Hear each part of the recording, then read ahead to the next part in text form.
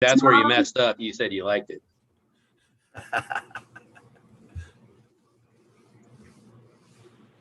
Dave, I'm telling you, that shit'll jump right through the fucking wires, man. You'll catch VD, I swear to God. Hey, you might get it from me, guys. You got to be careful. You know? Hey, we've seen how you get around. That very well might be where it's coming from. Hey, no holes barred. Hey, I think we did. Didn't we advertise that on Cannabis earlier that we're giving away free VD to the first 420 viewers on this show? Absolutely. And we plan on making good. This is Dave's show. In fact, it is right there. So everybody strap up with your STD protection because we're in for 130 fucking ride tonight. Point of order, guys.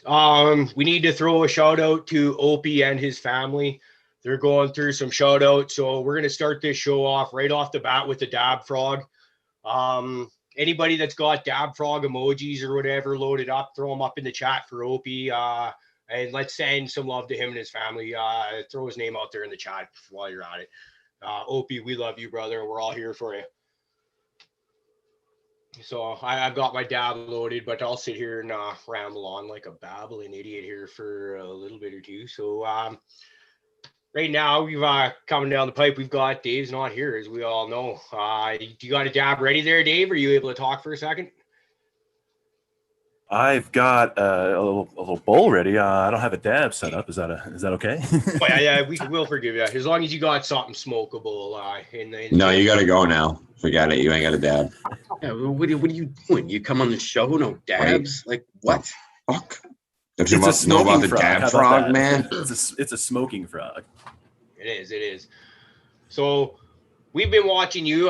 Pretty much. We've all been watching all these cannabis podcasts for a year or more for all of us collectively.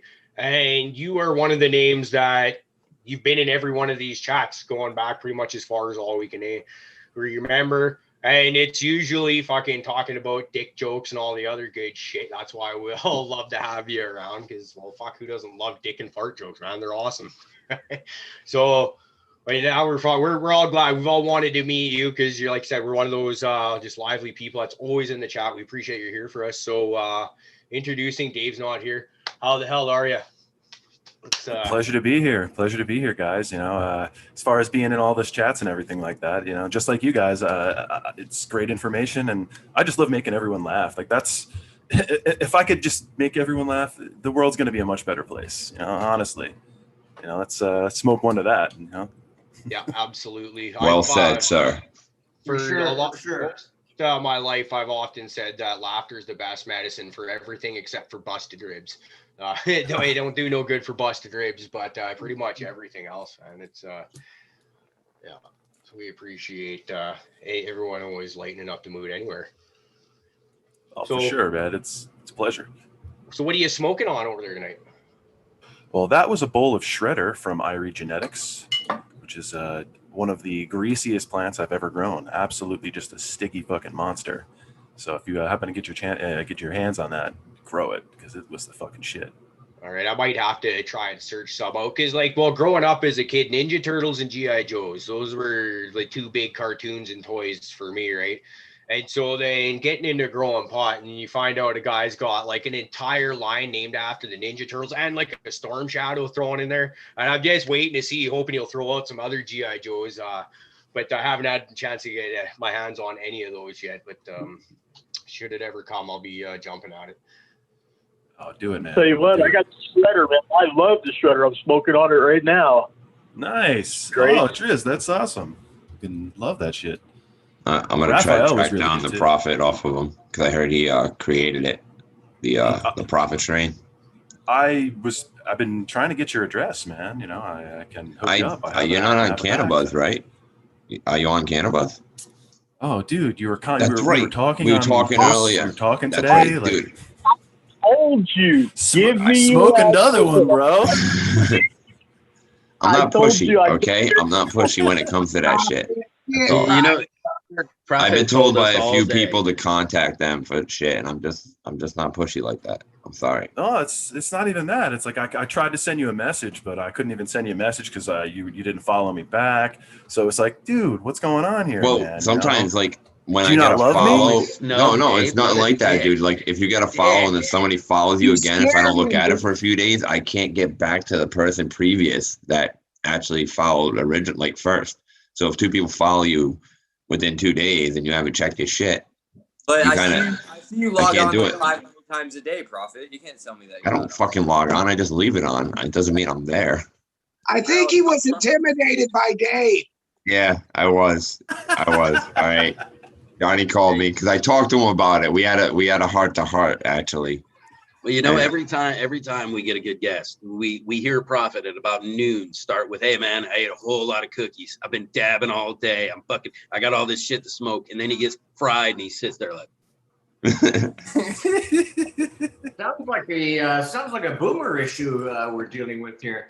I might be getting to that age. I hear that's like a certain age, not necessarily a generation anymore. So yeah, I guess. Fuck it. Boomer life. Boof. It's pretty close to boof life, you know. Shoot. Yeah. So great to see you, Dave. Congratulations on New York legalizing recreational. I was wondering if you could tell us a little bit about legalization and the law. I think there was one specific question I had about it. I heard that you're allowed to smoke in public. Is this correct? Or Anywhere that you can smoke cigarettes, you can smoke marijuana. That's what they're allowing, and they've kind of limited the spaces to where you can do that. But you could still, like, if you're out in your yard, by all means, light up. If you want to go out, outside the restaurant or something like that, it might be a little questionable, but just do it anyway because no one's probably going to give a shit because it's just weed. Because honestly, it's like if you were drinking a beer for the most part. I mean, it's got a lot of judgment, but either way, you're going to get judged. So why not just say fuck it? Yeah, right. So have you noticed any other changes since it became legal, recreational? As far as like just the people in general around you, they were always kind of. It was acknowledged that everybody does it, but it's just so open now. Nobody gives a shit. People will be saying, "Hey, I can't wait to start growing." I've given seeds to a few local friends, being like, "Hey, put this out this summer. I'm giving these seeds to you to see what you get out of them. Let me get the best cut of what you find, and maybe a couple buds or something. That's the trade off for these seeds." And we'll see what happens. Excellent. But as far as like the legalization goes, like the home growing technically isn't allowed right now, so it's but it is what it is. We got to wait until they have the dispensaries open and available, because New York wants to get their hands in our pockets first before they allow us to actually have the pleasures. That's just the way the government generally works.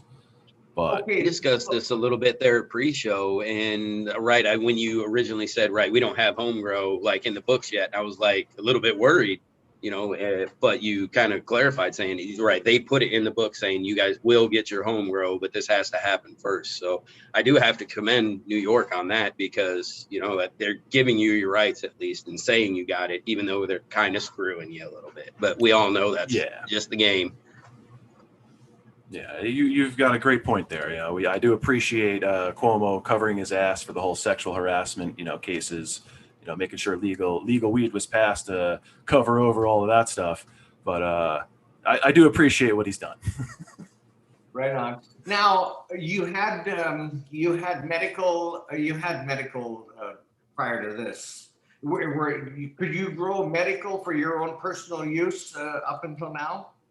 No, really? They didn't allow any growing. You could go purchase it from one of the few dispensaries that the state allowed that were run by maybe 5 or 6 bigger companies that were around the country, I should say. So it's kind of what I do commend them with the recent passing was trying to put forth the small business person first, as opposed to just big ag, if you will, or big cannabis.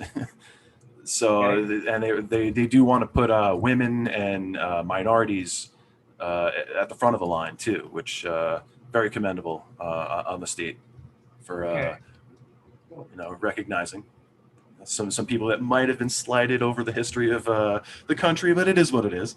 You know, we all kind of thought in Illinois that was a great thing too. They were going to put everybody first, but then we saw how it actually happened. But did they? Yeah, no, absolutely not. Yeah. You know, I'm kind of feeling like that's the way it's going to be here too, but we'll see. We'll see when it happens.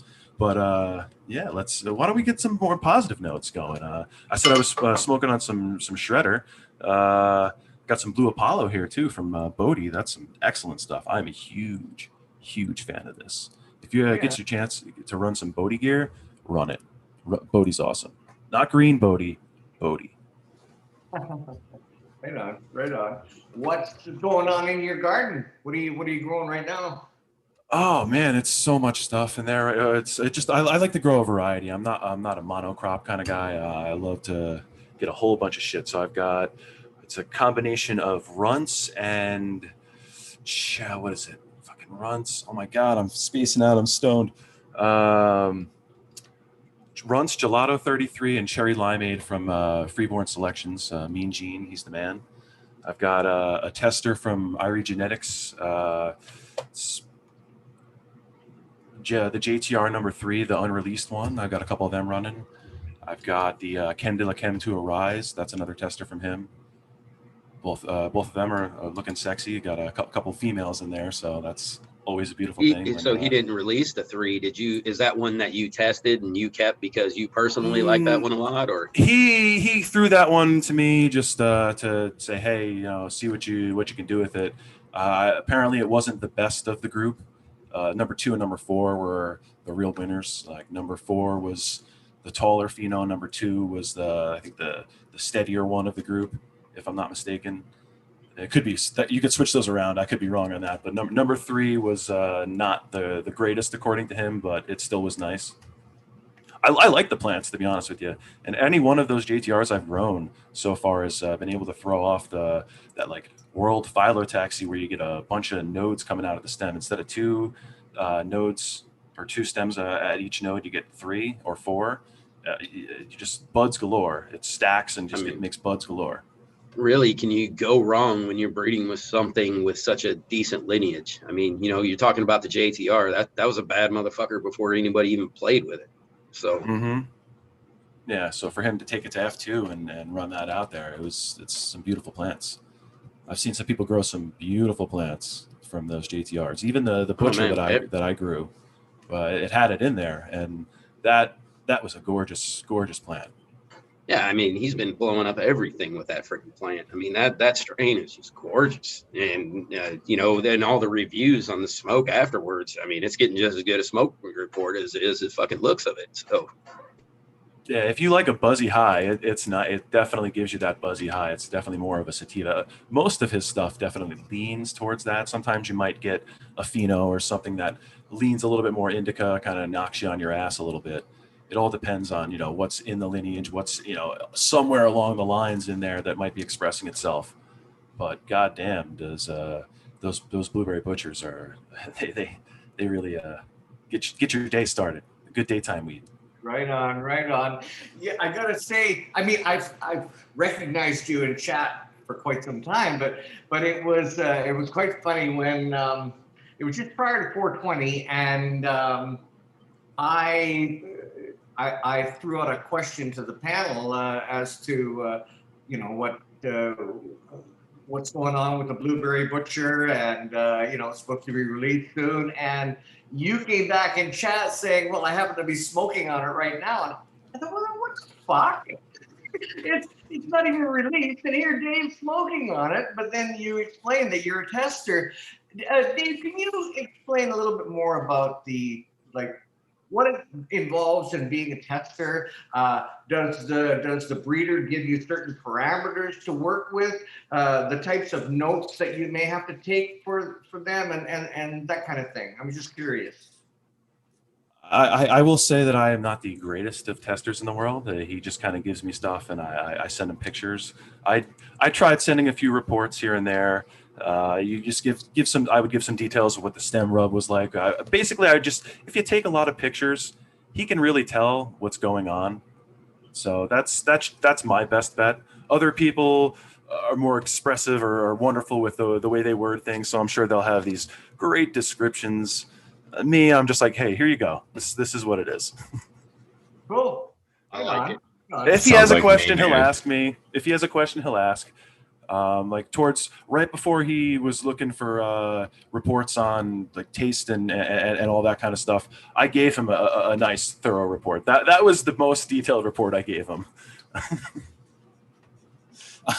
I'm not the best at homework, but I'll grow some nice looking weed. Knock on I wood. feel like that'd be the best way to be a tester is, hey, I'm going to do what I do. I will just tell you what I know in a nice, long, lengthy description and send you lots of pictures, but I'm going to do it my way. So have fun. Mm-hmm. Well, I the good would thing love to about be him able to is test that way. the good thing about him is, or even for the most part, most of the people, they want you to grow it in different environments. Like Lemon Hoko's a guy who, if you ever get on his Discord, you can easily start testing for him. And he just wants pictures and you grow it your style. He wants it to be grown everywhere and grown in all different ways to just get reports. That's what a lot of these guys want. They just want to see it grown. Because for the most part, people will say, hey, I want to test. And they get the seeds and they don't fucking plant them. They just sit out there and hold on to them. Oh, look what I got. That's what a lot of people do. So if you just plant the shit, if you happen to get some testing seeds, plant them. Do what you can with them. If it goes awry, you tell the person. A lot of times they'll be like, all right, well, maybe they'll get you more or get you something else, or maybe they don't do it. It is what it is. And then you move on. I mean, hell yeah. I mean, if they don't send you anything or compensate, well, you fucked up. So maybe they don't want you. I mean, that's how that works. Well, I fucked up. All right, I'll move on and try to find somebody else. Oh, I got to tell you, I had my second shot yesterday, and the first one went really well. And but I tell you, this one is gave me a run for my money. What B said too. He got the second vac shot and fucking laid him out for a day or two. Yeah. Yeah, he did. What's that? He had the same issue, B, when he got a second shot. Oh yeah. No, my arm is just killing me, and but now I'm going through sweating like a pig and fever, shivers. It's nasty, but anyway, it's behind. All right, Uncle Rick. That means you're not allowed to pull any of your. That means you're not allowed to pull any of your shit tonight. No, just spacing out and falling out. We'll have to call the fucking ambulance for you. So yeah, be getting us all worried and then get all stoned and fuck with us. Oh, it's Canada. How does the ambulance service work in Canada? Does it take like a week to get there? No, they got a helicopter. That shit, eh? Hey.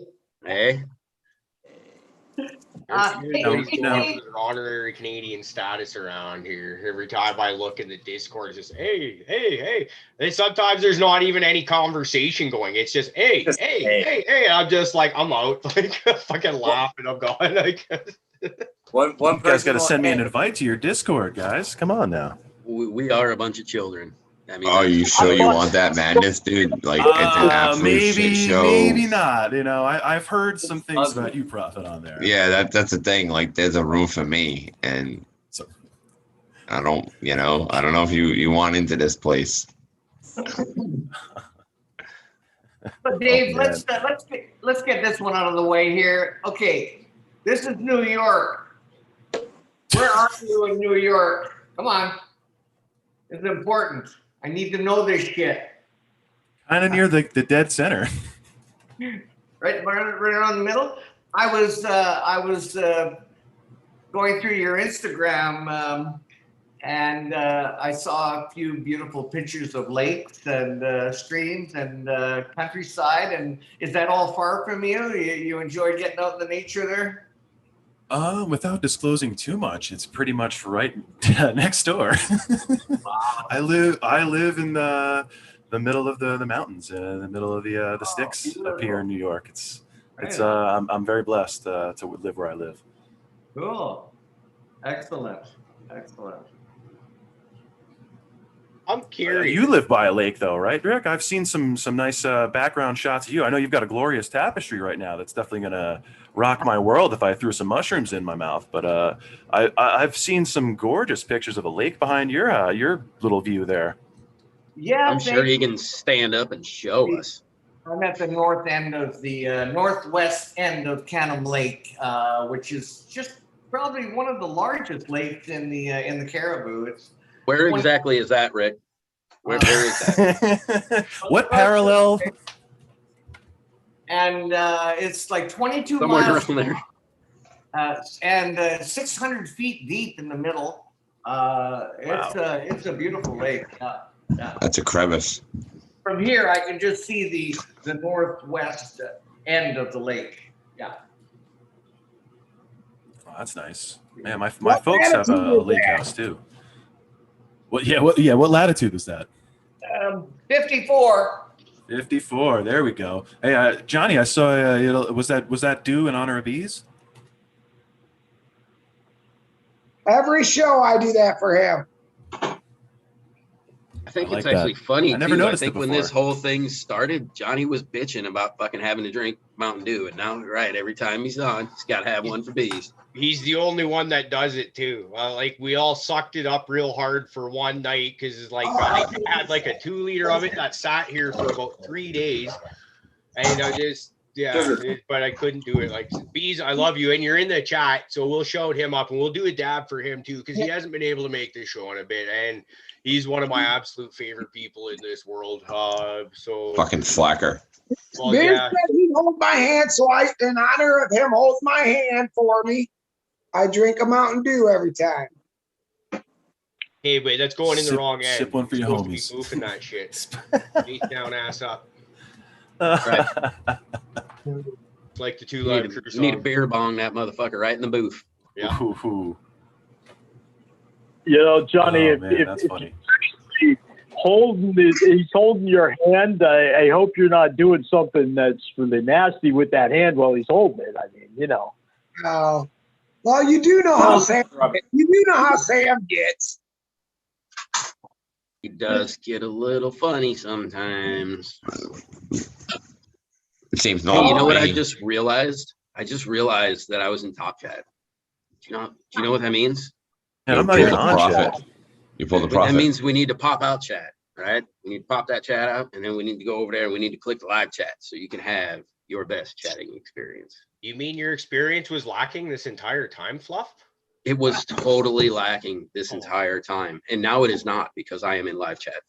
For how No, many months? I also just hit the thumbs up, so everybody hit that thumbs up. Make sure you hit Yeah, your please hit the thumbs up. subscribe, hit notifications, all that jazz. I think it was Chuck Rose back at like 10 likes kind of called out the the chat all that. Oh, I went only 10 likes so far, and I end up being like a 12th like on my own show. So not bad. You Well, gotta I can start tell you. somewhere. Yeah, I mean, it's at some point I'm going to go back and like every single show because, well, I need to at least make an effort to like one. So I think I disliked one of them though. I think the first one I was on, I was like, "Fuck this show! This show sucks." Yeah, I think I thumbs down that one. Hello, look at the kitty. Look at the kitty. Oh, it's Axel! Woo! He just laid down. It's a cute, My cute cat lays dog and on a cute cat you board got all the there. time. Hey, does Oh, your cat fuck, do dropping what Dave's letters. cat does? Dave's cat's pretty Oh. talented. He knows how to open doors without his hands. Any pussy that swallows a knob as good as that cat is right up Dave's alley. Yeah. Talented cat. Dave shows up on our freaking Zoom, and I instantly start getting jealous. I'm just like, oh. Oh, it's getting hot. I have to say though, if your standards are that low, I mean, it's barely even in there. It's not even deep throated. I mean, we need to have a talk about your standards, bud. But you can tell. Well, first of all, It's a work in not progress. very You haven't seen the deep after. in, so it doesn't need to go deep in, Fluff. Just the tip. And you know, the best part about that thing was this morning on Instagram, there was Dave's stuff first telling, and then I'm going to be on Caribou RTV tonight. Then Caribou's like, oh, yeah, guess what? We're going to have Dave on. Yeah, it's like, and after, I was like, man, that was too funny. I feel like our little Cannabuzz thing for the show was perfect. Dick jokes with Dave. Like, let's go. I mean, how do you advertise any better than that? Let's do this shit. Well, Let's do it. And the funny thing is, because I was already going to name the show Dick Jokes with Dave well before you even went on Canada or on Instagram advertising for the show. I was on my way to work, just about to lose cell service, and I kind of I was like, oh, fuck yeah, Dave's on Instagram. So I was like trying to quickly fucking hammer out a bunch of stuff before my cell phone dies on me. And I thought it was great. It's going to be a great show. I'm curious. As a tester for, you've done testing for Ross, Jeff, how many different strains have you tested for? The Blueberry Butcher, I've done right now. The other two are the only three. So it's three in total. Okay. Just curious. What's your favorite strain you've grown up to this point, period, throughout yours? Do you have one that really sticks out to you? This one right here, the Blue Apollo. It's the DJ Short Blueberry and Apollo 11 Haze from Bodie. It's the fucking best shit I've ever grown. I plan on taking it to F2, F3, back crossing it if I have to, hitting it with other things that have whatever I'm looking for, because it hits all of the marks except it's a little bit of a stretcher. So I'm going to look for a shorter male when I run it to F2, or see what I can get out of that. And if it changes it, then just go in a different direction. That's my focus on that. I definitely want to keep that. It really does hit everything that I'm looking for. It's got that nice buzzy high. It can if you smoke enough of it really will lock you into the couch if you want it to. It's a greasy bitch. She presses beautifully. She smells wonderfully. I do have a press, even though I don't dab a lot. I do have a Nug Smasher. I know everyone's going to knock me for that, but hey, I bought it when I didn't really know. But it works. It does the job. I've got a Nug Smasher too, and yeah, I think I kind of my opinion might mirror roughly what you were just saying there. But hey, it's got to be better than a hair straightener, right? Absolutely. Yes. It does the trick. It does the trick. I like it. I used a rosin bomb once, and I preferred the Nug Smasher over the rosin bomb.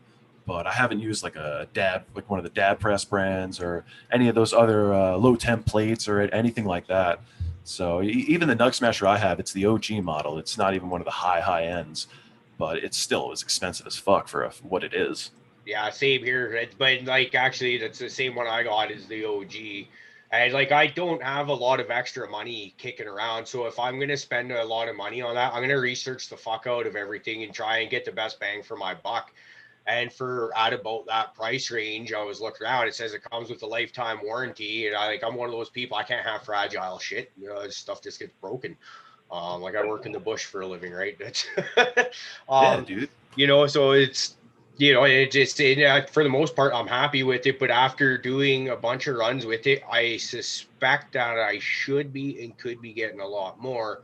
Now, my problem is having not been growing for, I think it's 3-4 months now since I've been had any croppable thing. It's you don't get that big crop where if you have, say, a pound of weed sitting there, you could sit there and press half of it and just fuck with your temperatures because each strain is a little bit different too. And so eventually here, it's going to be interesting getting to learn that thing again. I'm a fan. What are you saying, Rick? I was just going to comment on Johnny's bud that he was showing. It really looks frosty there. You better put that shit in that corn cob pipe he's been hanging on to. Nice. What strain is that, Johnny? That's that White Widow I got from 311 Advance. Ooh. I got 3 of her getting ready to harvest in about a week and a half. Nice. About a week and a half. You got some more. Very nice. Dave, shout out to everybody in chat. Yeah, absolutely. 49. Oh my goodness. And 387 subscribers. I thought we were going to hit 420 by today, but I'm thinking probably by Friday. Dave, I'm always interested in people's growing style, and how, you know, we've changed over the years and so on. And so I just wondered if you could tell us a little bit about your lighting, your media, the type of nutrients you use, that kind of thing.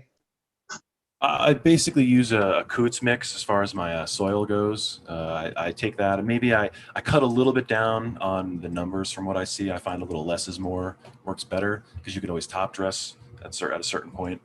But as far as my lights are concerned, I picked up Spider Farmer just because it was a reasonable price. I know there are people who are going to be like, oh my God, that shit's the worst, that Chinese crap. But you know what? It does the job and it works for me. So down the road, maybe I'll get an HLG or something like that, or some high-end, better model that works fantastic for other people. But I like what I got for now. As far as how I grow, what was that, Driz? Go with a Canon. Go with a Canon. Go with a Canon. I love Black Sail, but I'm waiting for him to come out with some boards. You know, get into like 2021, not 2016. You know, Cobbs are a little outdated, but I love the dude. Yeah, he's supposed to have been having that plank out for a long time now, and he's been slacking off. I'm sure there are a lot of things with COVID and, you know, just the things getting backed up with that whole ship getting caught in the middle of whatever canal that was, definitely backing everything up. You know, shit's messed up right now. So I can imagine a small market guy like him is struggling to get a lot of parts for that kind of stuff. But, you know, the Cobbs are doing great for him. They do work. I'm not knocking that they don't work. I'm just saying that I think the boards work better. But anymore, I kind of think the boards, the bars, any sort of setup that kind of spreads it out a little bit more instead of focusing it like where you get so much heat from those Cobbs that you really have to worry about it. I mean, that's kind of a problem at least for my setup. Even the Spider Farmer itself can get too much heat because they put the drivers right on top of it instead of making them movable, where you can take them out of the tent if you wanted to. I mean, you could always take them off. You could work them, you know, solder some wire on there and take care of it. But honestly, I'm more of a set it and forget it, you know, kind of guy. I like that. I like just buying something that's ready to go and not having to fix too much on it. Yeah, you know, there's the one thing I like about the Canon, man, and that's just like at the price point, I don't think you can find a better light with that kind of power behind it. You know what I mean? And that's where that one comes down. You know, if you need that power and you have a very tight budget, that's a fantastic fucking light for that. Yeah, no, I've seen plenty of people grow fantastic weed with the Canons. Oh yeah, Cob lights definitely, they do work. They grow great weed. I'm a bigger fan of the careful spread. Though. Yeah, you got it. There's things that are problems with it, but I cut you off. So say what you're saying. Oh no, I was just gonna say. I mean, I've got one that's pissed off under a Canon because it got too close, and all of a sudden it was like, oh shit. And you know, with my HLG, I mean, right, I'll bleach out tips. But I've never seen one like it was fucking curling up. It's pissed. So I was like, oh, all right. But yeah, that's the first time. And it's that Cobb, man. It does work up there, you know, but it's one Cobb per plant, you know. I mean, that's kind of how you got to run it, really. Yeah, that makes sense. If you got a lot of power. But what's up, Rick? How many watts is that Spider Farmer light? I'm pretty sure it's 485. Okay. Good. Pretty sure it's 485. I also put in an extra 100 in there because I had one lying around. Well, why not just add some more lights in there? So I do. You have like their version of like the 550. Yeah, it's the SF 4000. You know, it's honestly it's like it's 4x4 version. Yeah, they advertise it working for a 4x4 and a 5x5. It's really best for a 4x4 and under. That's my personal opinion on that. But as far as how far do they recommend that you have the light from your canopy? I know the other day Sequence was on the lights that he's using. He can have within 6 inches of the canopy. Oh yeah, I need a little bit more of a spread. They're a little more powerful. I keep them at right now they're about 2 feet off in veg. They'll get a little closer. They can get pretty close towards the end, but by then I'll maybe dial it down just a skosh, just to kind of give them a little bit of a break if it's right on there, or I'll just bend those bitches over. Depends on what time we are. Yeah. Because I'm only running in the tent's only what, maybe 7 feet tall. You know, with the headroom it has in there, I can't get too tall with the plants. So that's why I'm looking for something that, you know, doesn't stretch too much. But honestly, with the LEDs versus the HPS, I find they don't stretch like the plants used to. When I was running HPS years ago, those bitches stretched. Maybe it was what I was running, but man, it was always a problem. I'd always have to be worried about, you know, oh man, if I veg too long, if I took a mother that, you know, I was like, fuck it, I'll just throw it in there and see what happens. You know, I'd always end up being like, fuck, I shouldn't have done that. I feel like the same exact thing, man. Once I switched to LED, like I feel like the stretch just really isn't like it used to be. You know, it's more like that outdoor stretch. Yeah, you see it stretch, but you know, comparatively to the way it grows outdoor, it doesn't stretch near as much as where we were, you know, using the HPSs, man. And like you say, you see your plant fucking double in that amount of time, and like lanky stretch too. You know, not like a good, you know, wasn't like filling in. So, you know, the LEDs, I feel like at that top canopy, you know, they don't stretch as much. They fill in better. And, yeah, dude, it must be that fucking blue spectrum, maybe. I don't know. That full spectrum versus the HPS being more focused on the red. That is possible too. Yeah, I think though it's the LEDs are giving you more intensity. Therefore, the lights don't have to be reaching for the plants don't have to be reaching for the light as much. Yeah. I get what you're saying. You know, the HBS definitely puts a lot more heat on the plant too. So you definitely want to get that real far away, because otherwise you'd be fucking burning those tips just from that temperature that you get from it. But hey, it works. You know, it grew weed great for years for a lot of people, including myself. You know, even though they were stretchy bitches, it was good shit. I still run them. I know you do, man. I fucking top. That's all I do. Top and fin, man. And I keep control. And I know exactly how tall I need it to be before I flip it, because I know pretty much what I'm going to get for a stretch and what I need to get rid of at the bottom. I don't know. I've been running it for a while. I'm thinking about switching over to LED just for cost effectiveness, but realistically, I don't mind the HPS. You know, I also switch off to a metal highlight occasionally near the end. So, I mean, you know, I don't veg on the HPS, though. I veg on the like T5, so I do have a slow rate veg. You know what I'm saying? So I don't have that major stretch. So the couple of weeks before flower, I'll throw them under the HPS just to kind of give them a big power boost, but not try to get too much of a stretch on them, as opposed to putting the metal highlight, which I found personally they tend to stretch more on me. So I just stick them to the HPS so they kind of stay shorter and more stacked because of how much fimming, how much topping and fimming I've been doing. So everything kind of stacks up for me, and then, you know, switch it over.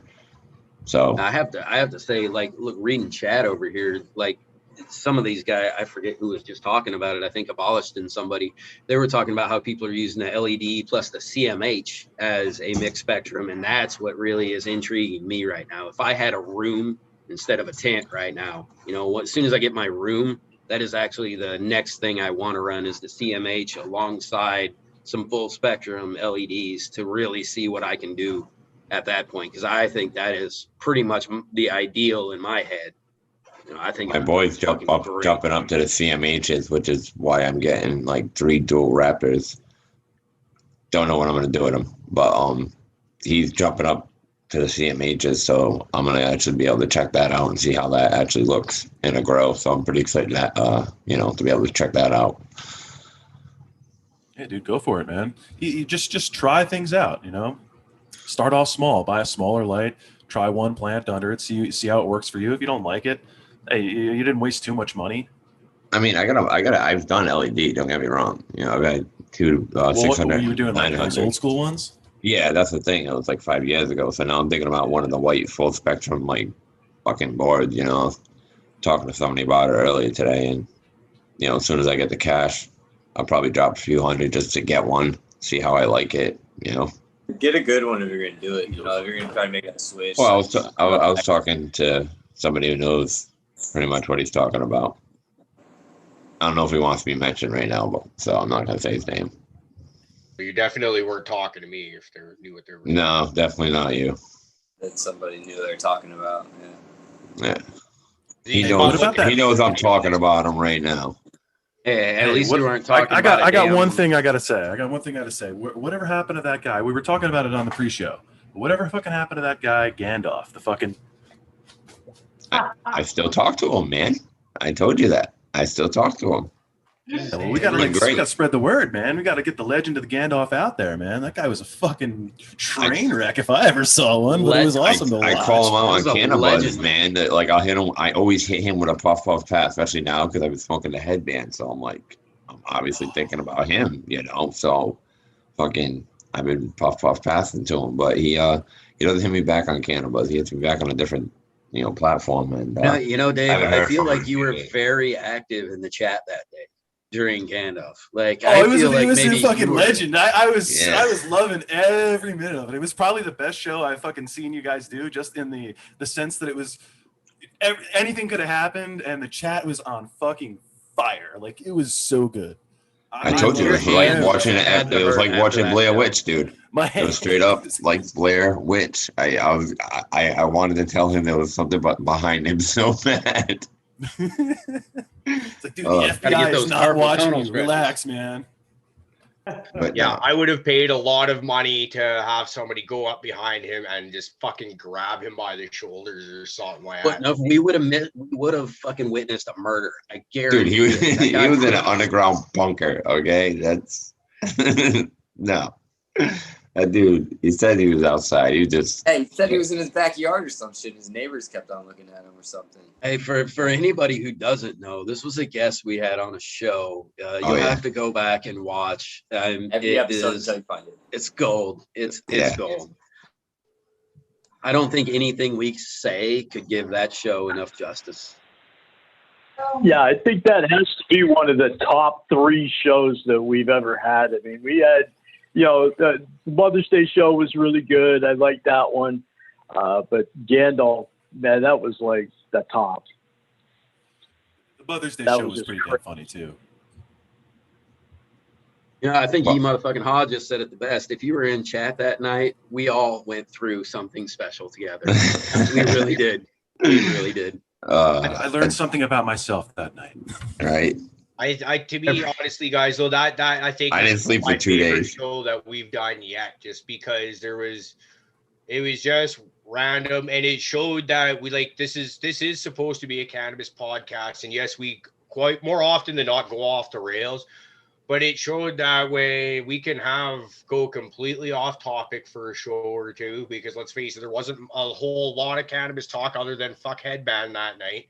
And it was great. And like I said, it was I think our best show, just because, like I said, if you were to rewatch that show, if you weren't there for the live, even if you're watching the chat, go through the live chat, it wasn't the same, because you weren't there. It was just like mind-blowing stuff, even though I'm sure it's still a really good thing to watch if you weren't. It's just like, I don't know, nobody knew what to say at the trying end. To be at this end and do like the show, and the chat was absolutely like he would just go off on tangents. How could you even get in there to say anything? The only person talking other than him that night was Prophet. That was it. It was like the conversation between the both of them.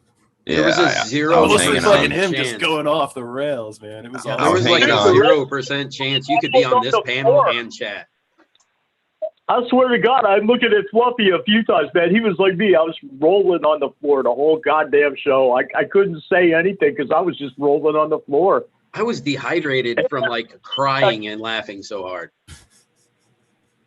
Yeah, I had the girlfriend and her daughter were downstairs doing whatever it is they were doing during that, and they could hear me just roaring up here, and they kept coming in and just like, "What the fuck are you doing?" And like, just I guess I had like a very kind of dazed look on my face, going, "What?"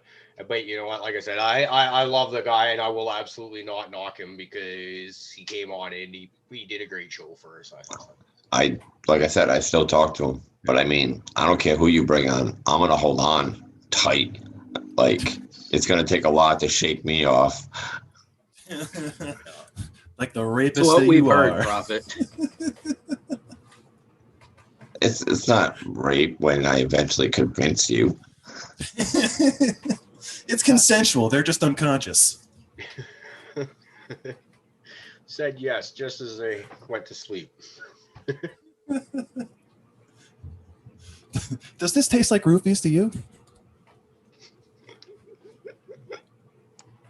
Well, at some point, Stoney was just asking about what we're talking about, and it was an episode we had. We really should go back and figure out what episode number so people can just look it up. It was an episode we did with a Gandalf gorilla, Gandalf gorilla. It was, and it was just. What are we on now? Get him back on. You what still episode talk are we to on him. now? Get him back on. I can hit him up. I'll hit him up tomorrow. And ask him if you guys want. I just don't know what our schedule is like. Like, I kind of know what our schedule is like. I'm just not 100% because, I'm an idiot. That's it, plain and simple. I just can't keep track of who's coming on.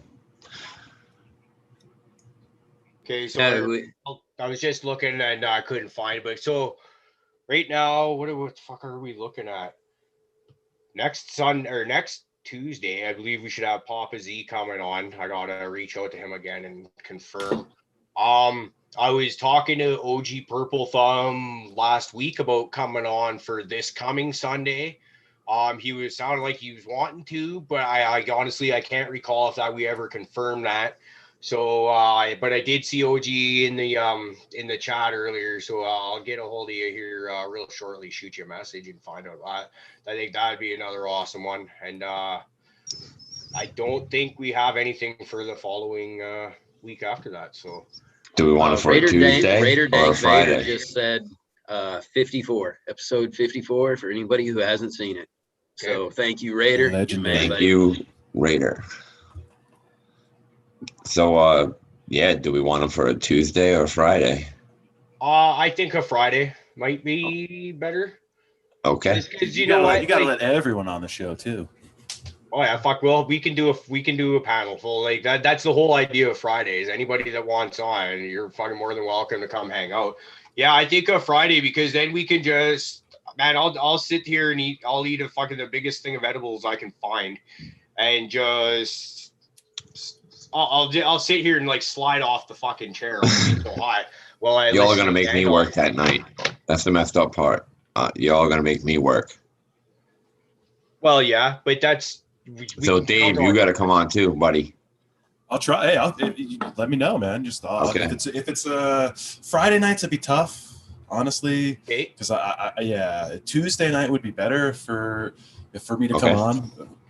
Okay. Or even maybe if you were to get him on a Sunday, I don't know if he's even available on a Sunday, but Friday nights I got to work. You can't interfere with the auction night. I mean, they run an auction, so you can't interfere. I do have an actual job. I do have an actual job. Oh. But I do have a few days off to be able to handle some of those auctions that you're talking about, man. Actually, there's a raffle up there right now. Oh, well, there's no auction. Then they're like, come on, it's been too long. What's going on, Dave? I mean, them people are like killing you, dude. I'm like, holy shit, poor Dave. No, they are relentless. They're absolutely relentless. They'll hit me up. I'll get messages at like 2 a.m. like, hey, when are them auctions coming? It's like, dude, come on. Like, relax. You people are fucking ridiculous. They want them seeds, man. Give me them seeds, man. Yeah, I knew they were high in demand, but I didn't realize that we were freaking to the point of fiending for them. Yeah, well, if it's the rare shit sometimes too, the stuff that isn't released, so people go crazy for that. See, like I've just got to smoke my first Arise within the last week or so, which like I've said, it was very poorly grown because the people that had it were just basically keeping it alive, and I was able to top dress it once every 3-4 weeks or whatever it was, and it was enough to get it through. And I gotta say, like, like when you cut away all the shitty looking leaves that would have had to been clipped off anyways, these, you got like trichomes stacked on trichomes, and it's not hard to see. This is the reason why you cut clones, is that, a lot of times when you grow something out, you, from that first one, in my experience, you're not going to get your best representation on that first grow. It's going to be the second or third time through that it really starts to show you what it can do for you. And it's like, oh, wow. I'm glad that I didn't have to just fucking kill all these fucking genetics off, and I was able to actually get to try them a little bit. So. Dude, I totally agree with that. 100%. There's another point I was trying to make there, but I just fucking completely blanked out. Spacing out when you smoke weed. You know what we should do? Fucking frog bell for fucking bees. Smoke more weed. Smoke more. That's what I'm saying. Did anybody see the fucking drive-by? Yeah, I caught that shit. Yup, I caught that shit. All right. Dab frog for bees.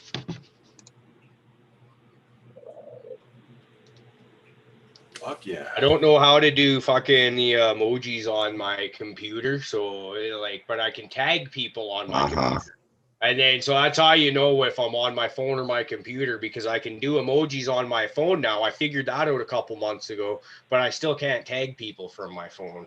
So that's why, That's actually really funny. I've always looked at that, right? And you can definitely tell when I'm on my phone because my spelling is correct and there's a shit ton of emojis. And when I'm on my laptop and like when we're doing this show, you see very short one-line shit. Everything's fucking misspelled. Can't type where the fuck. So yep, that's me typing natural. Thanks, guys. Thank you, autocorrect. I know. I really should just do the chat on my damn phone so I don't look like I'm special ed. I mean, I really should. I don't know. Dude, personally, it's always doing the chat on his phone, man. Yep. It just proves that it's me, obviously. Very authentic of you. So, Prophet, where you've got tattoos all over yourself, right?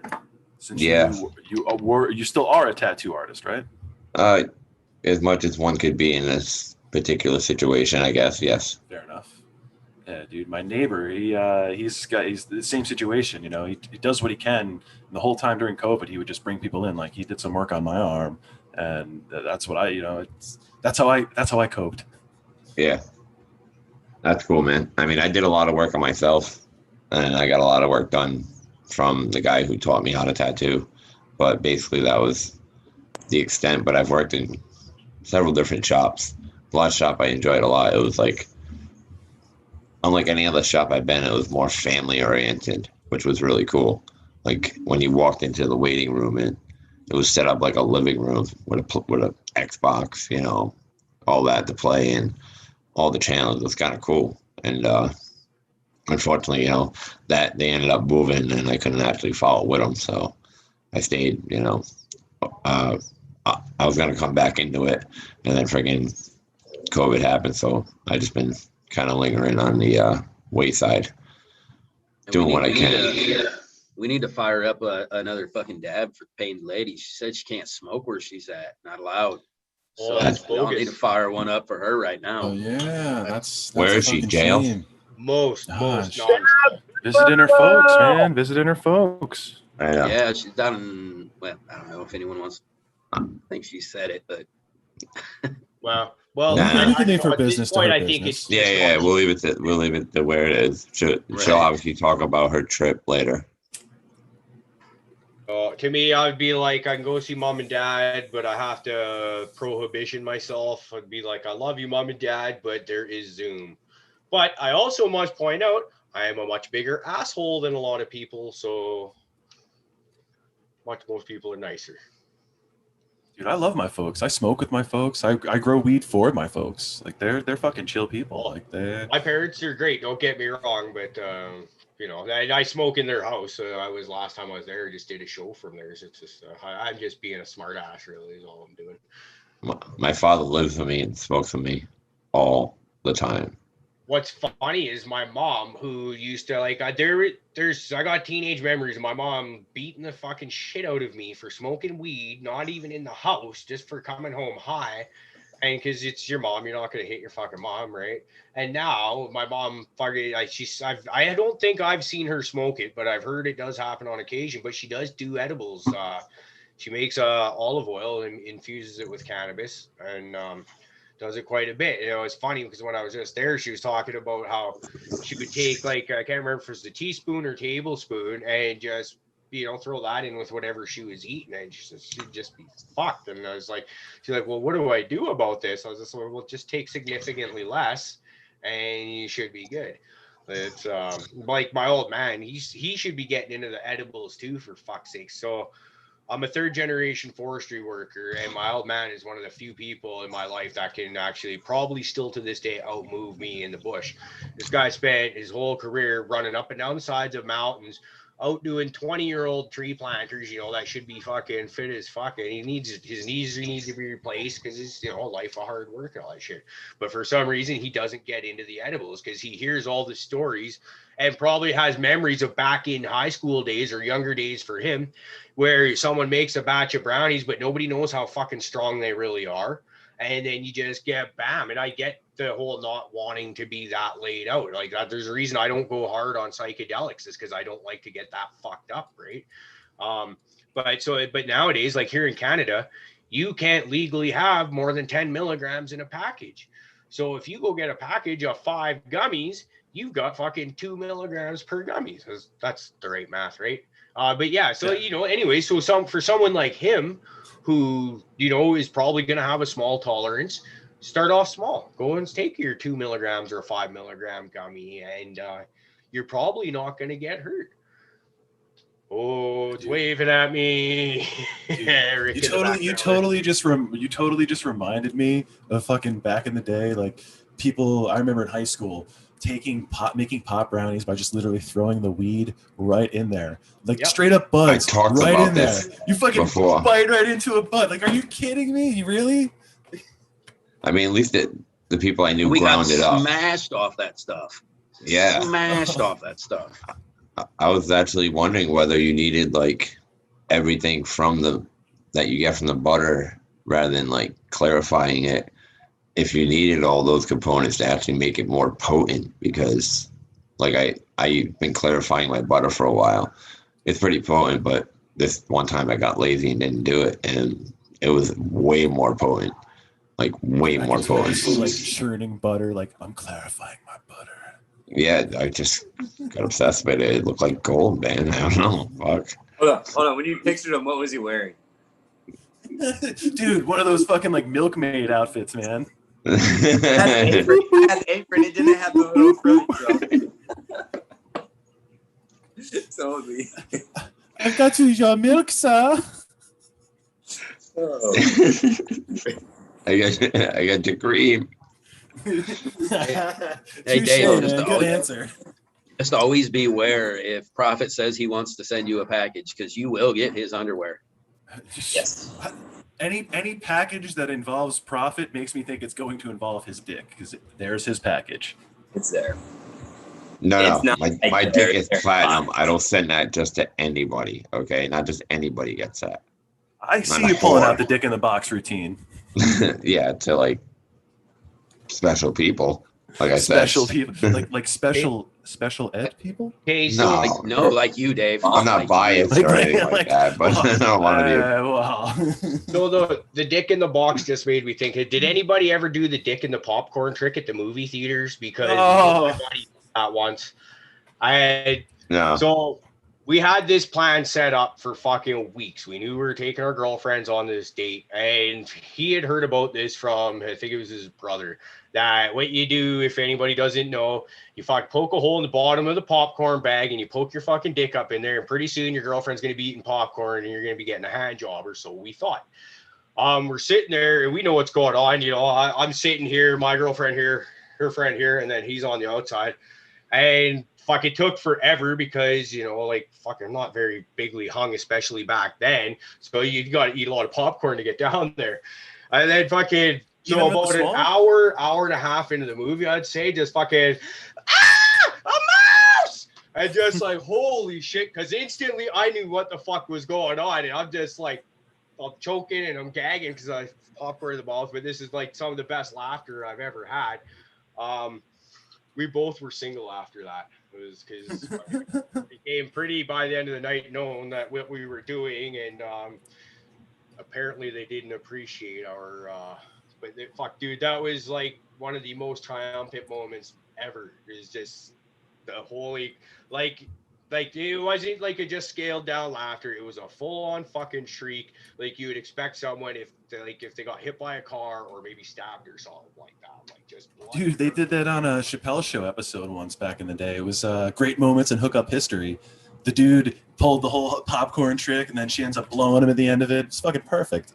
Yeah, not in our story. I mean, not your story. Well, this is television, not real life. Yeah, nothing would have made me happier. And like, we're dumb enough that we actually thought this was gonna work, right? Like, neither of us had ever friggin' slept with these girls, so it's not like, you know, I could probably get away with that right now with my current girlfriend, right? A very good point is being brought up in chat. Were you not worried, or did you specifically ask for it not to be salted? Because that sounds And like butter, a real like hot butter. Oh, the fucking well, no, butter man, you is get the butter. Warm butter That's a little sounds bit good. of- The salt, and the here's burn in the pee thing. hole, that sounds rough. There's the thing, the fucking butter doesn't get like, you get fucking butter on your fucking dink and a little bit in your balls and shit, but not a lot because most of butter doesn't go all the way to the bottom of the bag. Let's face it, right? I mean, But yeah, there was a that little butter bit clarified? greasy and uncomfortable on the ride. probably not. It was a little greasy and uncomfortable. Did you get a little chafing? Like It probably wasn't even real butter. It was like margarine. I'm still. How did you not like get a salt burn from this shit? Like, how did that not happen? I don't know.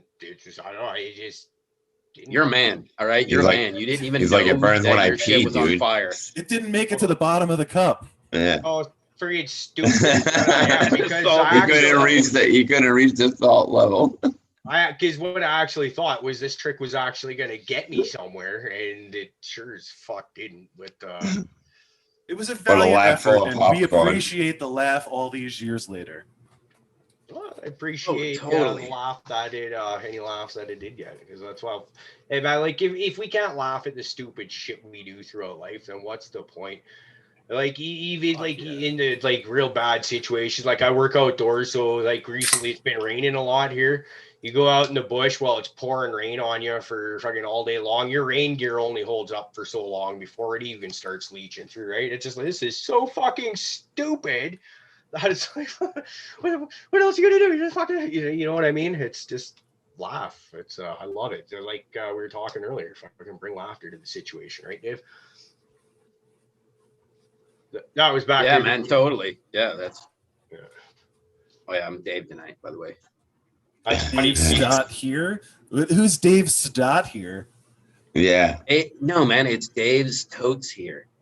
Oh, okay. Oh, there. I stand corrected, sir. Yeah. Remember how everybody butchers your name and you laugh about it? See, why don't you? They do. See how it feels. Snood there. Yeah, you see how it feels. Now I'm mad at you Snood. because you fucking messed up my name. The fuck, dude. I figured You're you'd right. be the guy who'd get it. Come on. What would have been Wow. really great was during the pre-show there when you came on and you're having your audio issues, so you jumped off for a bit. We had Mr. Rodsel jump on with us in the pre-show sometimes, and we were talking about what we should do is change his name to Dave's Not Here. Just get him to do the show as you if you don't show up.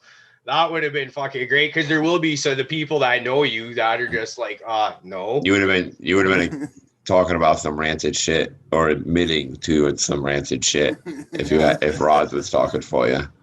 But does he have my silky smooth voice? No, definitely not. Well, he's pretty suave himself. Yeah, he's got his own suave. Like, but you're anybody more named Rico. Mr. Rods He's should be Rico loving. Suave. Right, with a name like that, you have to be pretty fucking suave. Gotta back it up. Yeah. It's either that or it's false advertising.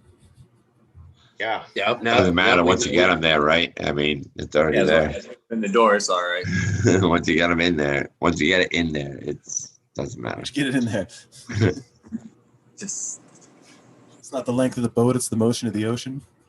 Rick, what are you doing over there? You all right? Yeah, I was actually We gonna need to ask check on him. you. he's You good, buddy?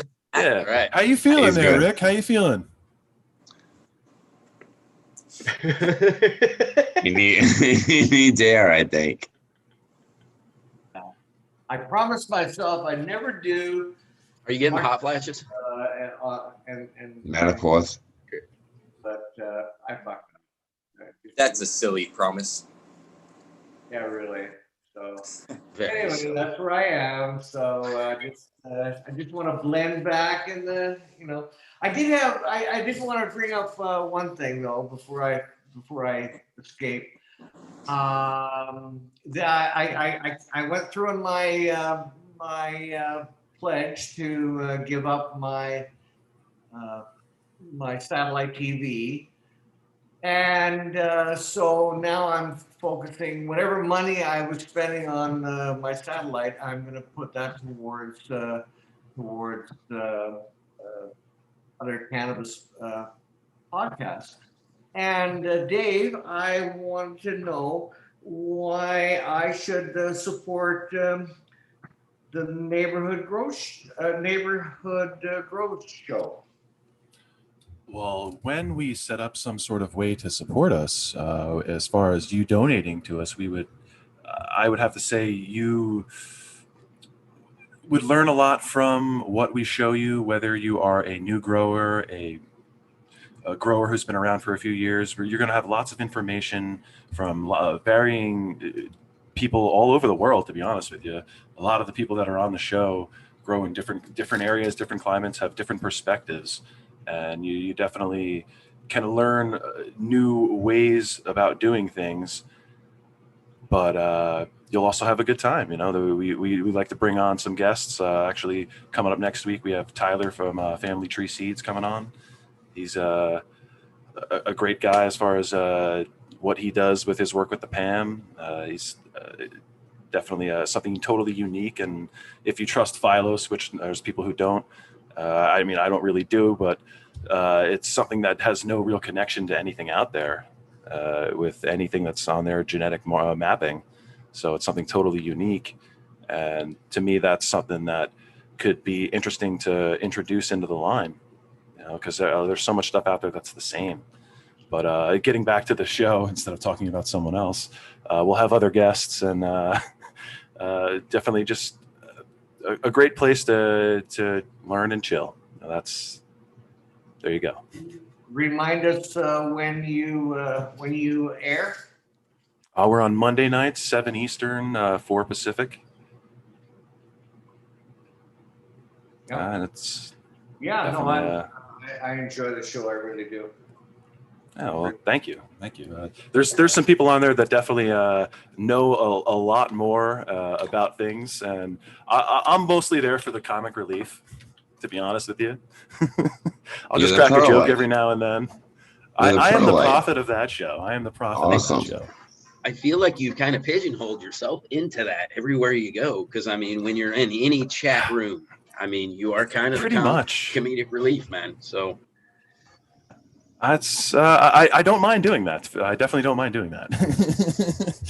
I gotta say, well played. People don't take me seriously because of it, but that's okay. I don't mind that. They don't have to. Just fuck them anyway. That's right. Hell yeah. I know. I have to say, man, I always enjoy it. I'm sure that you saw the excitement the day you showed up in our chat. We were fucking ultra excited, and to us at the time, we're just sitting there. Hell, even now, who are we kidding? We're like, man, fucking Dave's here. We made it. Fucking Dave's here, bro. So I appreciate all the hanging out, man, all the fun that you fucking throw in chat. So fucking thank you. I see you as a worthy adversary. She was a big person who introduced me into the show. She was a big fan of you guys. Thank you, Payne. Said, check you guys out. Check these guys out. It's a fun time to chill with them. So I did. And you guys are fucking awesome. So thank you.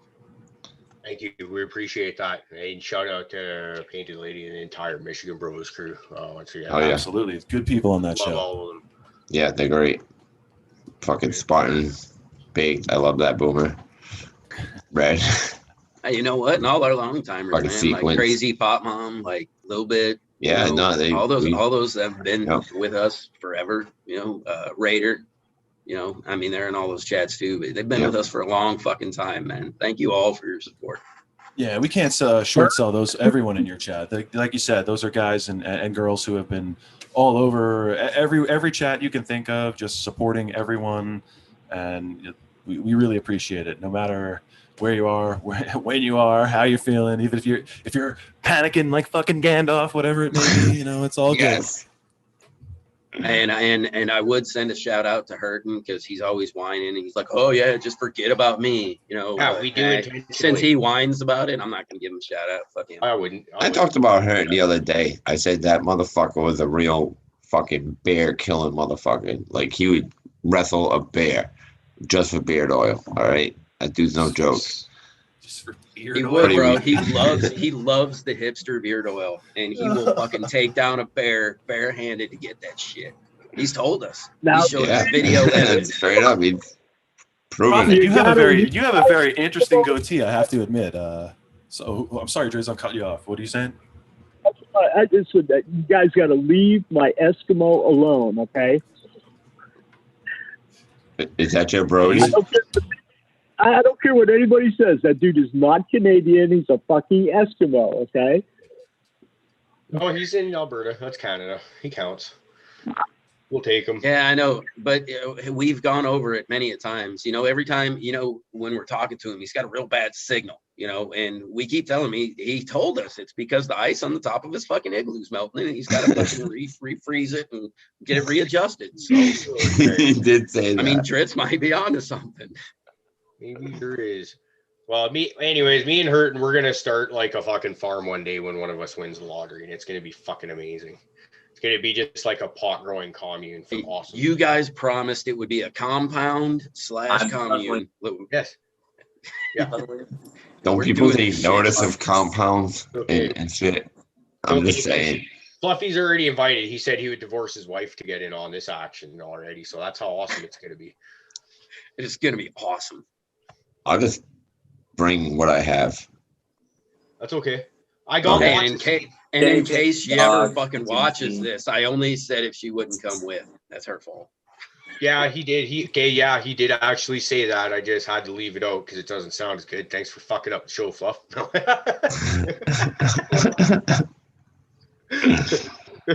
Wouldn't that be like the worst thing ever though? Like for some reason she actually was like walking by and listening in on this. I was like, what? He's leaving me for these assholes?